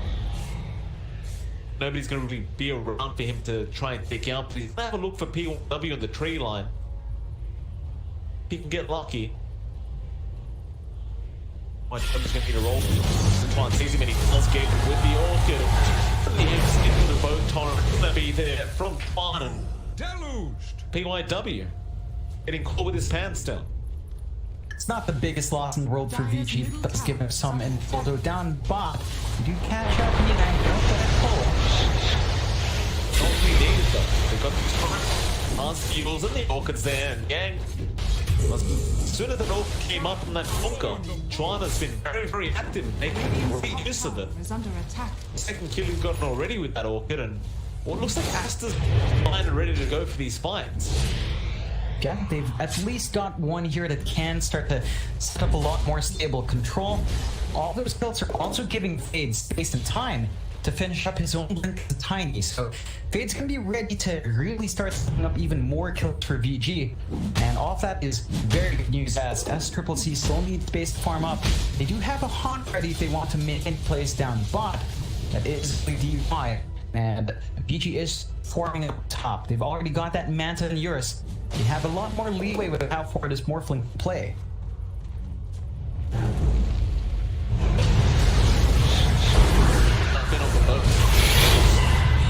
Remnant not gonna latch on, still the Magnetizer and Double Silence is out, but SCCC is gonna come up there and PYW. Can't really get any kind of job done here. Everyone gonna survive from Aster and just gonna walk out safely with another kill the mid lane. Yang very, very deep. You're just gonna come in to try and help him out. They got the Orchid off. Still, he will survive through it. And now, maybe to take out Fade, but he's surviving on the Tiny. Eurus, he does go too far. It does go down on the Morphling. Ori next up once again. We try to go for the simulate dodge and does get it, but Boboka is going to be running for the Phoenix and now success. Going to be the pull off. And Yang commits a huge echo slam, committing on 3, but is it going to be enough? No one's really dying yet. Looks like Yang does go down. Ooh, it was a big one coming out from Yang. They did cancel off the black hole attempt, but not quite worth the effort. They still lost Eurus in the end. They lost Yang as well. They're trying to chase down here. You're not even going to buy that Phoenix kill, I guess, at this point. You've got decent pickoffs there, especially on Eurus, but PG, they'll just take what they can get. Back up once again. Aster can find themselves with a 1K network lead now. It just slowly seems to be a repeat of what happened in game 1 almost. In fact, Fade, he gets D1 down the pot lane while I'm get Eurus, but it seems to be slowly turning into a repeat of that game 1 where Aster just eventually take over the lead and they're just being so aggressive with their play style. Then VG Gaming just don't seem to be able to really keep up. Yeah, it's down to the fact that Aster's found the big items. The Blink and Fade, enabling them to find that pick-off on UI. The Orchid for Chuan, just giving them so much value. And SCCC just making use of all the space. Still not quite there in the Manta. Once that's up, he's gonna have a lot more space to play around. Not gonna be the best of spots, as you can see, VG invaded the top jungle and smoked up, trying to roam to catch someone out. I don't know if they'll be able to, though, really. Oh, bot lane, there's no DYs there in the tree line. Chuan not going to go for the dive past the tier 2 tower. Oh yeah, anyway, DY does show himself. Oh, they just want the easy kickoff. Fade. I'm just going to send a quick wave. He's not interested in trying to contest the Undying. With all the time being bought, I mean, SCCC, he's about to pick up his full man style. We know what happens with Spectres if it goes too late into the game. Yeah, they do tend to get a little bit out of control, and on top of that, you've got Boboka now with the Spirit Vessel. So, this Morphling only has the Manta to try and dodge that out. Doesn't really have much else. Yeah, pretty tough time for Eurus if he does get caught out. Yeah, he's gonna have to really balance out that Manta use. There's just so much control Aster can pump out, and the smoke, they're not gonna be able to catch Ori yet, but they might find PYW. Perhaps. Breaks, Fate knows he's there somewhere, but the rollout? Nope. Committed and be a very easy escape for PYW. Now Ori trying to go into the opposed jungle and see if he can spot out XXS, and he does. He makes the chin and he has plenty of damage. His XXS, he doesn't have any real defensive line. Apart from the Yoga Club, I guess, but until that BKB's up, he really can't survive Ori's damage output if he does get caught out by himself. And now mid lane, knowing the Enigma's down, they're going to go for more. They do catch that Tron with a great fish shot, blocks off Tron Hooker, tries to X him up, but it's going to be no good. Tron go down there to Eurus. Yeah, these are some really important pickoffs for VG, really maximizing these aggressive boards they planted earlier on, just making it work for themselves. And with those pickoffs, they feel confident enough to go into Grosh. Now, a fairly quick Grosh. There is still the Haunt, there's the Bag, there's the Blue from VG. If they had any idea of what's going on, which it doesn't look like they do, it's going to be a free one for VG, and that's going to enable them to keep that aggression up as they continue to fight against this net worth advantage as there's been for themselves. Get in there.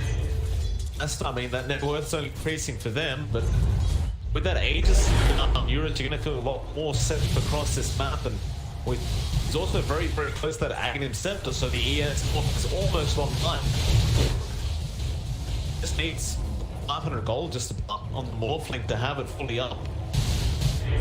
Top lane, what's going on there? It's PYW and Gang running through the tree line together.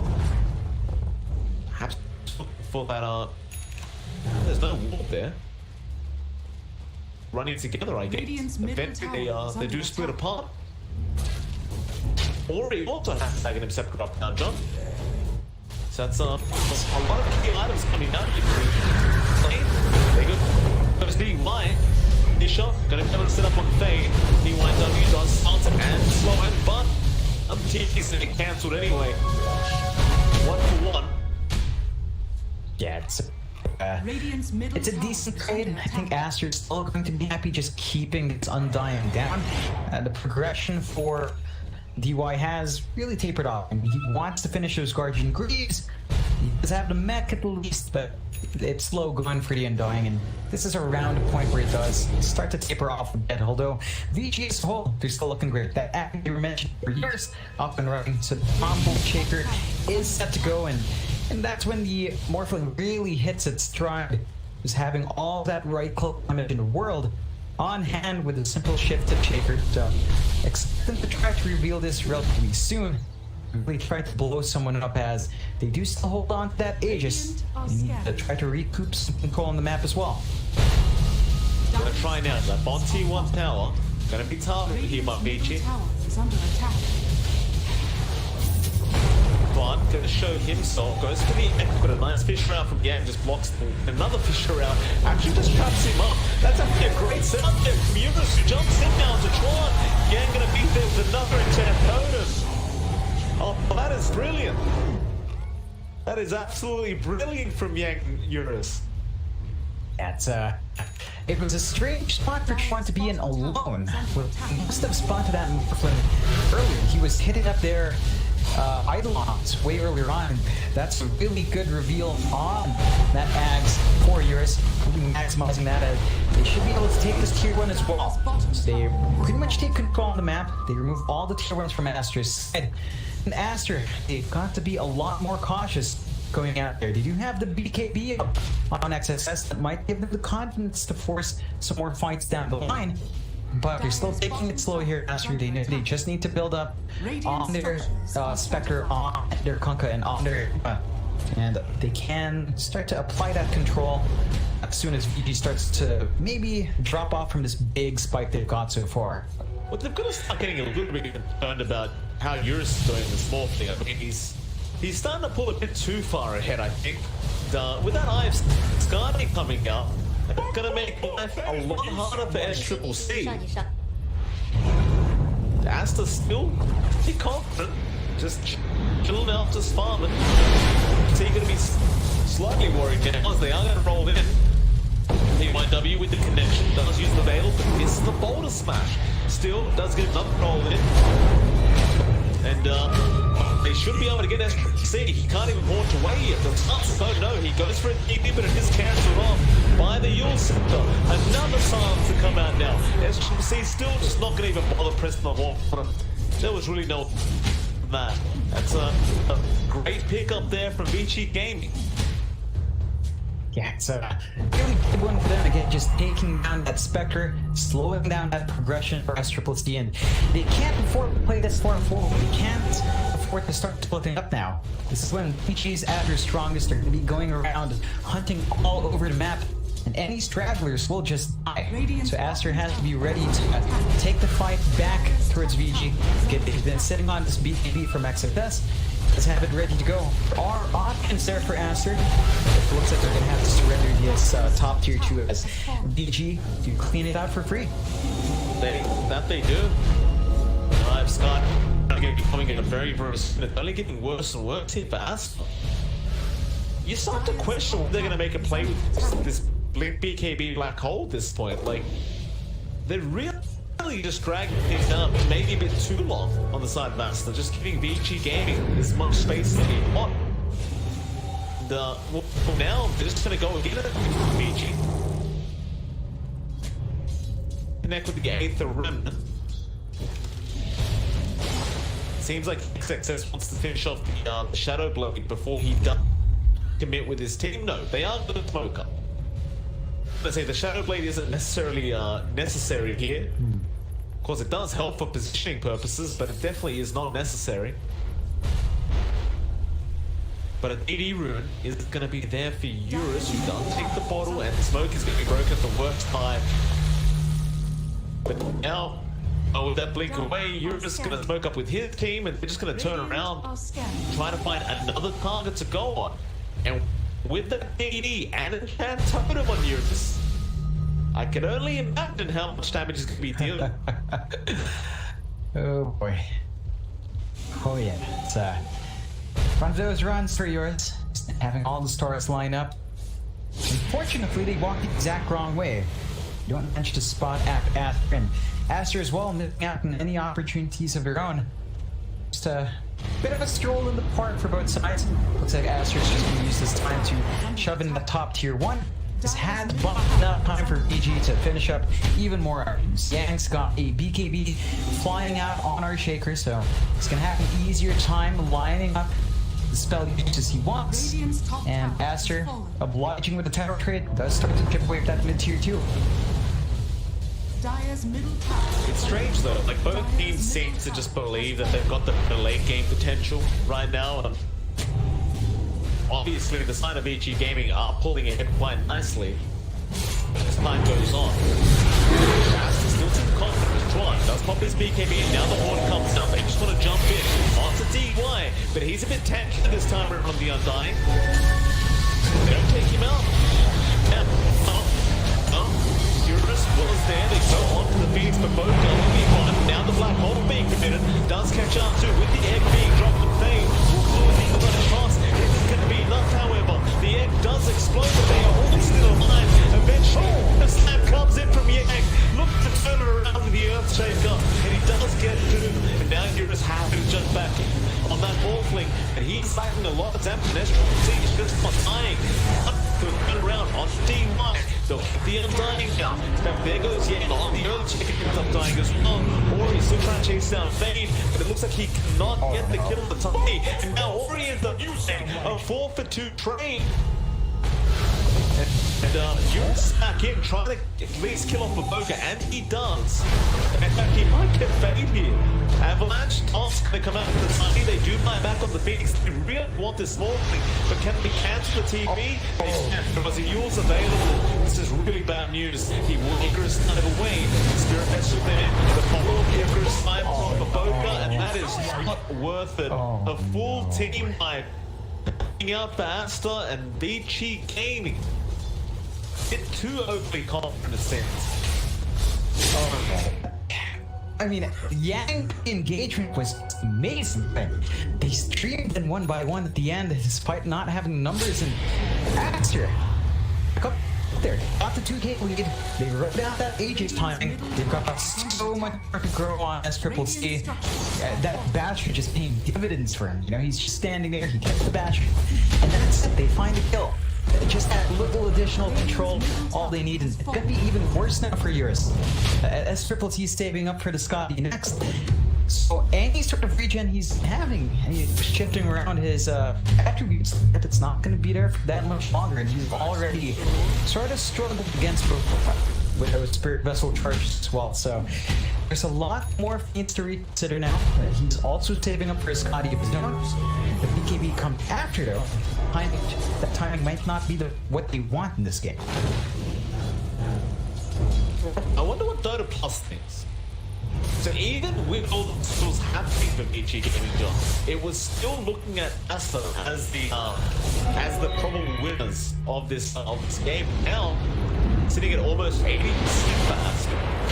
The Dota Plus perhaps just accepting the fact that Spectre is Spectre and Enigma with Black Hole just believes that probably based off the draft, Aster has the large advantage.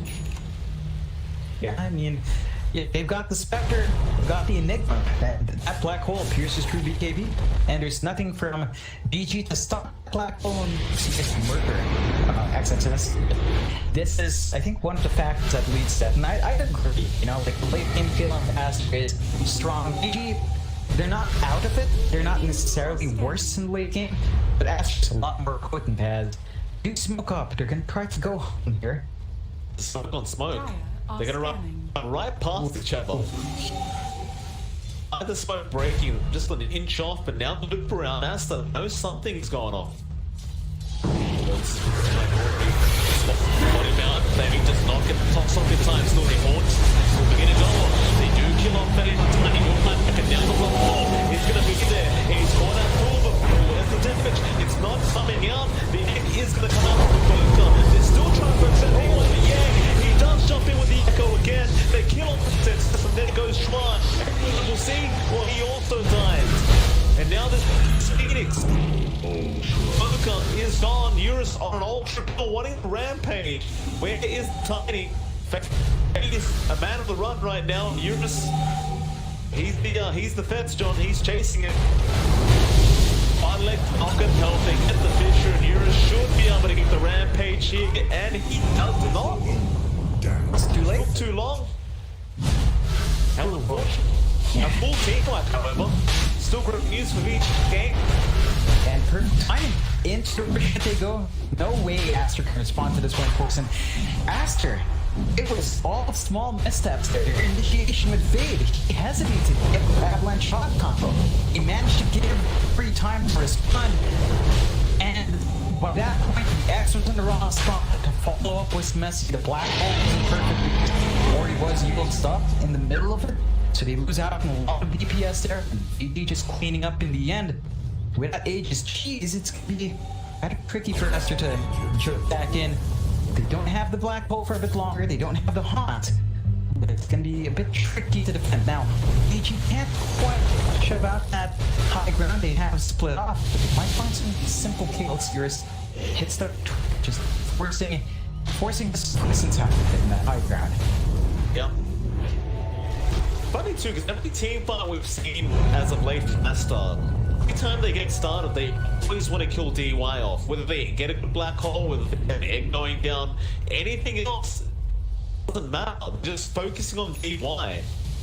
And this position 5 on dying, I mean, he doesn't really care. He's just walking away in his flash golem, and well, you can't around for so long that Eurus just gets so much damage up on the Maw. And that Black Hole we sort of met success, it just led to nothing. Because nobody was focusing going down on that Black Hole. They were just chasing DY. So, they might have to change up the attack a little bit here. I'm not sure if DY is the most important target to go on. Definitely going to be annoying in the team fights with the decay spam and the tombstone and everything like that. But not sure if it's worth wasting with a Black Hole for the sake of an undying kill.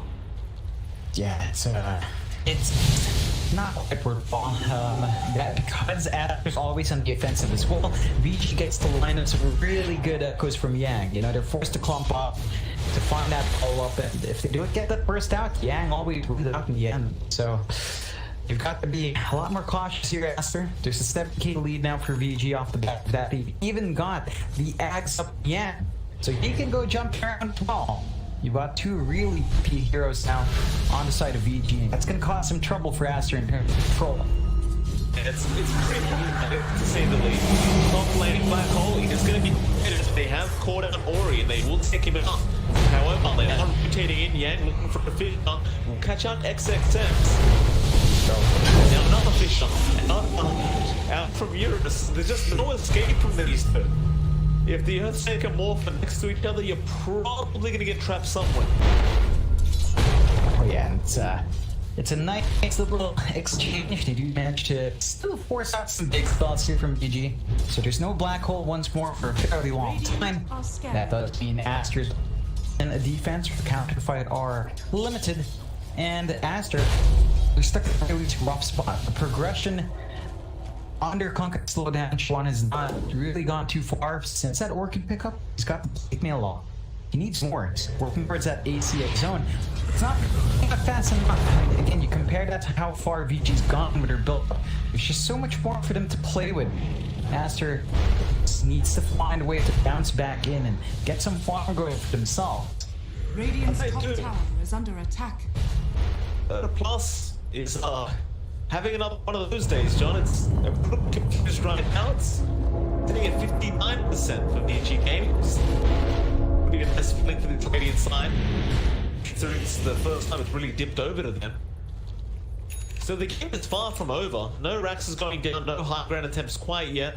Eurus looked like a real beast, but you've got an Eye of Sky now on SCC, so he has a decent way of dealing with the Morphling throughout his team fights. And as well as that, once you have the Abyssal Blade up on the sector, things can get quite a bit more detrimental if you are VG gaming. But now, Eurus gets another double damage rune bottled up. So if you wanted to make that play, you probably could now, considering that when he does pop that DD, he'll be looking for about 2.5, 3k with that enchant token, based off a rough math. And they're gonna make it. They're gonna try and make it work. Oh yeah, that's 1.7 per hit. Yeah, that's perfectly balanced here for Eurus. Gonna have a swamp sign at the end. Now he's gonna be alright. The Echo, he committed. Yeah, he needed to commit that to keep them both down. They're gonna start the team fight at Triple C. On bit, but he was fine himself. Their team off them. They don't want to take the team fight any longer. Defend their own base, but Eurus still looking to try back somebody off. They'll get X back into a single tower, and you can toss it back even further with the avalanche. You don't have that sprint missile up right now because the Phoenix is dead out. The Black Hole is success. He catches two of them. So it's going to be two huge pickoffs, and they do get them down. Now Ori, he's been X'd up. He will use himself and try to get himself out of there to simulate. And where's he going? He'll chase down Tron off the bunker, but Ori is still in huge trouble in the mid lane. It does go down. And meanwhile, Tron is still being chased by Yang and PYW, but this may cost them their lives. Yang needs cheats. He'll try and enchant totem his way out, and it looks like he should be alright. But Aga's still chasing him. That's a bit unfortunate. That's going to get vision faster. Now another dagger to fly out. This will get more vision to the side of Aster to chase down Yang. But it looks like he will be able to counter there. And so did PYW. Yeah, it's a great defense from Aster. They don't lose anything. Like their objectives still stand. The tier healthy, and they're fine. Like that's a completely acceptable trade for Aster. They bounce back in the end. They find the biggest kill in the world, and this is the issue for VG, right? They've got amazing fight potential as well, but you have to be so cautious about X. Just slides in, he gets that black hole. Oh, it just was so hard to fight into him. To make matters worse, XS, he has a spell person. So that pool on in black hole, it's just a bit shorter now. Gives him more openings to try to fight around, and he's working towards a refresh as well. It's a lot shorter. 112 seconds. Pretty good for XXS. That refresh orb obviously going to be very, very nice. You almost feel like you'd rather be the Octarine core right now for XXS. Just have it on like a, 80-second cooldown. Oh yeah. The refresher orb, obviously, the black hole instant, going to be very, very, very effective. And well, I have to keep checking Dota Plants, and it's gone back down the way bus. So, still a very close game, John. Any one team fight can change the whole outcome of this game. You've got these positive ones that are really, really powerful at the moment. So many big ultimates as well. No matter of who could really pull off the next team fight and perhaps maybe take a Roshan out of it. Be a high ground attempt. Any advantage matters. Yeah, it's going to be tricky for both sides. I think VG Widows earlier are going to have to edge out themselves and hold out from buyback. Aster as well are in kind of that position. They do have major spikes that still come out. Now you've still got 25 to hit on Chuan and Fader still relatively far from it. You have that room to grow as well for VG, I believe. No, they've already got it in all three quarters, lack of support. So in that sense, there's more room to grow faster, but VG do smoke up. They have. Gonna be to the side of success. He's got all of them again. It's out already for the side of VG as they do lose already. And now it looks like PYW also goes down. It's the air gun. In fact, they hit Yang, gets in there with the echo, but it's not going to be enough. Furious will make a run for it, but DY, he may not be so lucky. The avalanche is out from Faye. The pass is there. And SCCC will eventually take him out. And that's one black hole. If he had the second black hole, God only knows what would have happened. Oh yeah. Only that, they didn't even catch yours level. He waited for him up toward the end. For the most part, there was more for not standing in there, and they still managed to force yours into a spot where he just could not stand and fight. These are bad signs for VG. Aster, they regained that slight tempered lead, but that's about a 5k swing with that buyback expended on PYW as well. So VG, they've got to be cautious. This puts them in a very scary spot for this spawning up. They're limited in terms of their buybacks, and that's a really important one. My gosh, it's the refresh shard on that Roche as well. Just perfect timing. I mean, either way, if it was Aghanim's upgrade as well, it would have been kind of nice. Like, if you wanted to give it over to Twan and get the current, if you wanted to get the Black Hawk Midnight Pulse on top of it, with an extra Midnight Pulse that you can lay out yourself. I mean, just every option is nice. But of course, it's going to be extra nice for success, assuming they can give it to it. Which they probably should. Yeah, they'll leave it there. XSS will go ahead and take it. Of course, SCCC with the ads, rather with the Aegis and Chuan. They'll take the cheese. While that's happening, we do now have a full Daedalus completed on Eurus. That's neat, right? He has more damage. We've seen what it does with a waveform talent attack. It can be devastating, and especially if it's a nice crit with that enchant totem. Yeah, that is one way to handle all these issues, right? Just lead the hero immediately.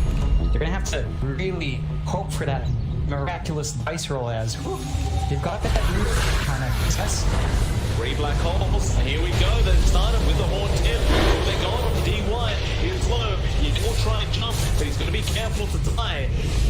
They'll just count the tombstone to get started as SCCC. We'll go back onto DY. If he's not something alive, counter roll in on to that Spectre, but it's going to be enough. Where's the Enigma? He is actually dead at success. He ended up dying out. He does not have buyback. So now Aster, they could be in trouble. They're still trying to find us. It's been black game. And now the echo comes out from Egg. It's going to be a lot of damage left. Do end up base going out the side of Aster. There's the egg from the Boca. Now SCCC with the Aegis respawn will go back in off the Earthshaker. The egg just trying to come out of there back onto A. But eventually they will kill off the Tiny. Now another horde coming in. And well, it looks like the side of it VG game for the Walton the Runners Eurus actually also went down. The Mets, the team fight, and of course The game client wants to start lagging on me now with connection to the main server playing. But still a great team fight, and they do win out. Yeah, I mean, they did have to waste a couple of teams there, though. The refresh shard from SXS was preemptively spent because his black hole was on cooldown before the fight. So he's only gonna have a double black hole. It's not like it matters. That is still more than enough. And he's had that Ag Scepter up in last fights as well. So he's all set to really just burst these people down. Aster still won out. They didn't even get the black hole out. They won that fight out. Now, it did take 2 lives from Aster. So that should give them some food for thought. But Aster again just getting a vice grip on this game, and VG, they're starting to feel like they're looking for a bit of a desperate opening. And this is the point where you really start to see, particularly this Undying sport, it's kind of just fading out. Even our Kunkka just getting that Ags, like Schwamp. He's ready to go. Yeah, he's gonna mess up these fights. That Torrent Storm is so strong. It's kind of ridiculous how strong it is. I mean, it's become a bit of a staple the later stages of the game for Kunkkas to pick it up. BKBs are on very low durations. They just can't really defend themselves up against the Torrent Storm. Now S-Triple-C goes for a very, very late BKB, but it's going to be on 10 seconds. He's got this huge duration BKB now. Oh yeah, it's gonna be a lot off, you know. It's just gonna be so worthwhile. He just shows up, full 10-second beat. How do you handle him? You have to hope that Curious gets those hits, and we were talking about this. Daedalus doesn't feel like it's doing enough. You know, it's like even if he does a crit, there's so much armor you're having to eat through that early AC from Chuan that the damage is as amazing as you'd expect to see. And this is causing issues for VG. That's really where their draft is gravitating toward. Even Ori stopped itemizing for damage. You know, our Spirit, after the Stage and Fire, the Octarine, just went A on this. So you're just trying to stay alive, and as the damage shrinks down from the rest of the team, it does become the Eurus show. And it's not like Eurus isn't farmed up, it's just that it feels like farm is lacking, which is not what you want to hear when he's number 2 net worth. And he is up there keeping track, it's not enough. I don't think it helps when you've got the Eye of Skadi up on the S-Triple-C and the Spirit Vessel there from Baboka. I mean, the last thing you really want is to ship this card on somebody to really just make Smorkling's life even more hellish, and Baboka is working towards one. So once that's up, get about strength morphing in a team fight, that's just can't. And Aster now, with the smoke up, with the double black hole, they want to go in. Smoke is out, but it's going to immediately D1. Avalanche also going up, Onslaught not dying, but he will survive, and now the black hole. The first one is there. They walk down what looks to be through, but he sinks to the side. All kinds of chaos from the storm. Now another black hole coming out. It has caught out Yang, and it has caught out PYW, both of which are going down.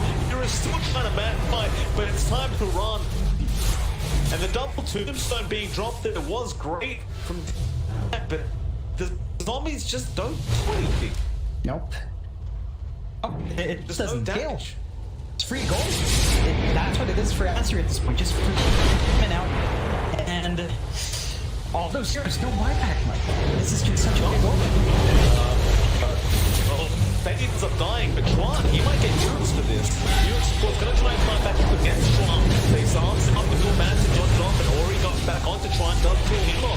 Now, they go back up the boat, but Impulsor Blade is going to be there for S-Triple-C Eurus. He's dropping low with that third vessel on the sky. It becomes very hard for him, but Ori is still dealing with Baboka, who does walk his way out, and S-Triple-C is going to keep chasing down Ori. He actually pops the Aeons very early on, but Ori is getting lucky here. Gets an Invis rune, does assimilate, needs to make a run for her. And I mean, it was still a terrible fight for VG Gaming, but at least with that final kill onto Chuan, they sort of even it out and they make it so they can't make a high ground push from Aster. Yeah, if it buys them some more time to try to work towards anything to build up 10. Looks like for Eurus that is to be satanic. Just how much value he gets from it though? It's pretty limited, isn't it? It really is. Look at Vessel's guard and the Shiver's guard coming out. What's the tank gonna do? No, but yours said I think he just feels pressure to tank up.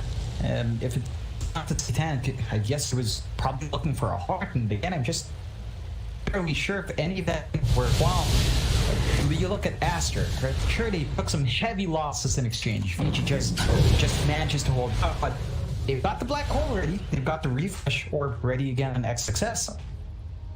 They can just go again. It's just your worst nightmare, Bob. An Enigma with black hole with a refresh orb and a spell prism to lower every cooldown by 20%.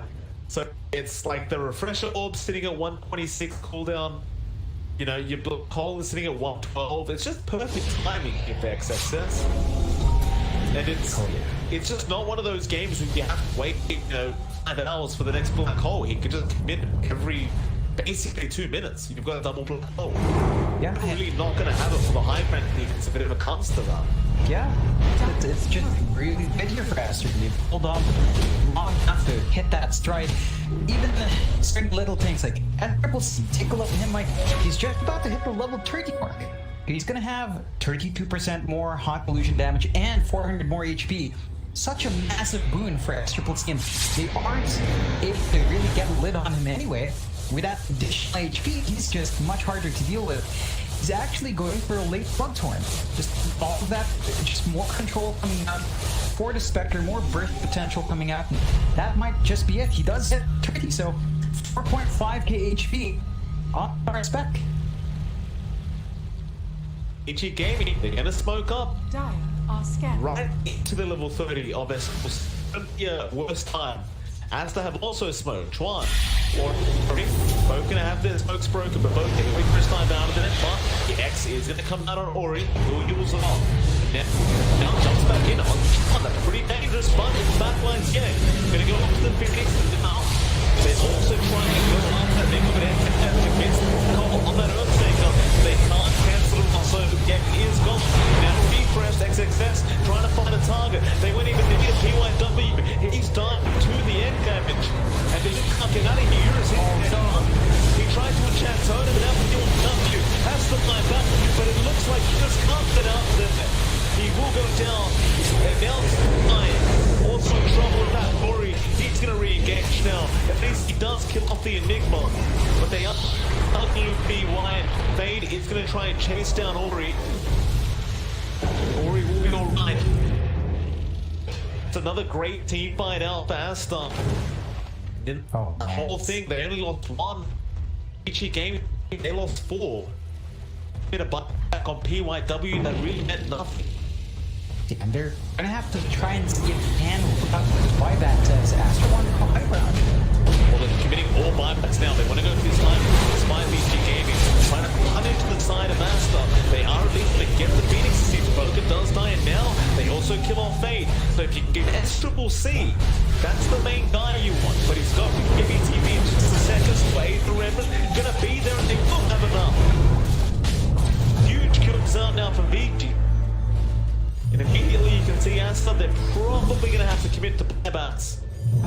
And you have both supports doing so. That make that XXS pop. And that's because the Roshan's coming on. It's just dropping. They need to get in there quick. But if they die here, VG Gaming may pull this game back their way. Their game just going the way obvious. They're just trying to juggle those arms. And now Tron, he's too far forward. He's going to go down. Oh, it's looking bad now. Aster, have you overextended a Boca? You can't die like this. Please, you can't jump it. It's not here for a sign. PYW, gonna roll in. Being committed, but now the black hole. Oh, going forward. XXS, gonna hold the ball in. And then turn it all back around. Oh, no. The respawn is there, but it doesn't matter. Yours is gone. And another second black hole catching out TY. Oh, four heroes down with no buyback. This game could be over. In fact, Ori is the last one. Fade is on the chase. But how do you defend tier 4s? You've got no buybacks. Nobody's respawning for the next 2 minutes. You don't. And Aster, they are aware that those buybacks were expended. They've got so much room to get damage out. They should just push those team force. That's the play. Oh, Ori. Still trying to just get some lanes pushed down here already. Trying to delay as much as he can and see if he can buy some time. The problem is that simply because they're short of gold here, they're cooldowns, they're active right now for the buyback. Ori getting knocked again, but Aster will see. Gonna have the Abyssal and the Bloodthorn. Ori is gone. That will be the GG call. Team Aster giving one last time before this ends. And John, another 2-0 victory. This time around for Team Aster, VG Gaming. And that will be Aster. Will be your first upper bracket finalist. Yeah, big props to Aster. It was supposed to be, Mike, supposed to be VG favorite, but doesn't work out for him in the end, and Aster just played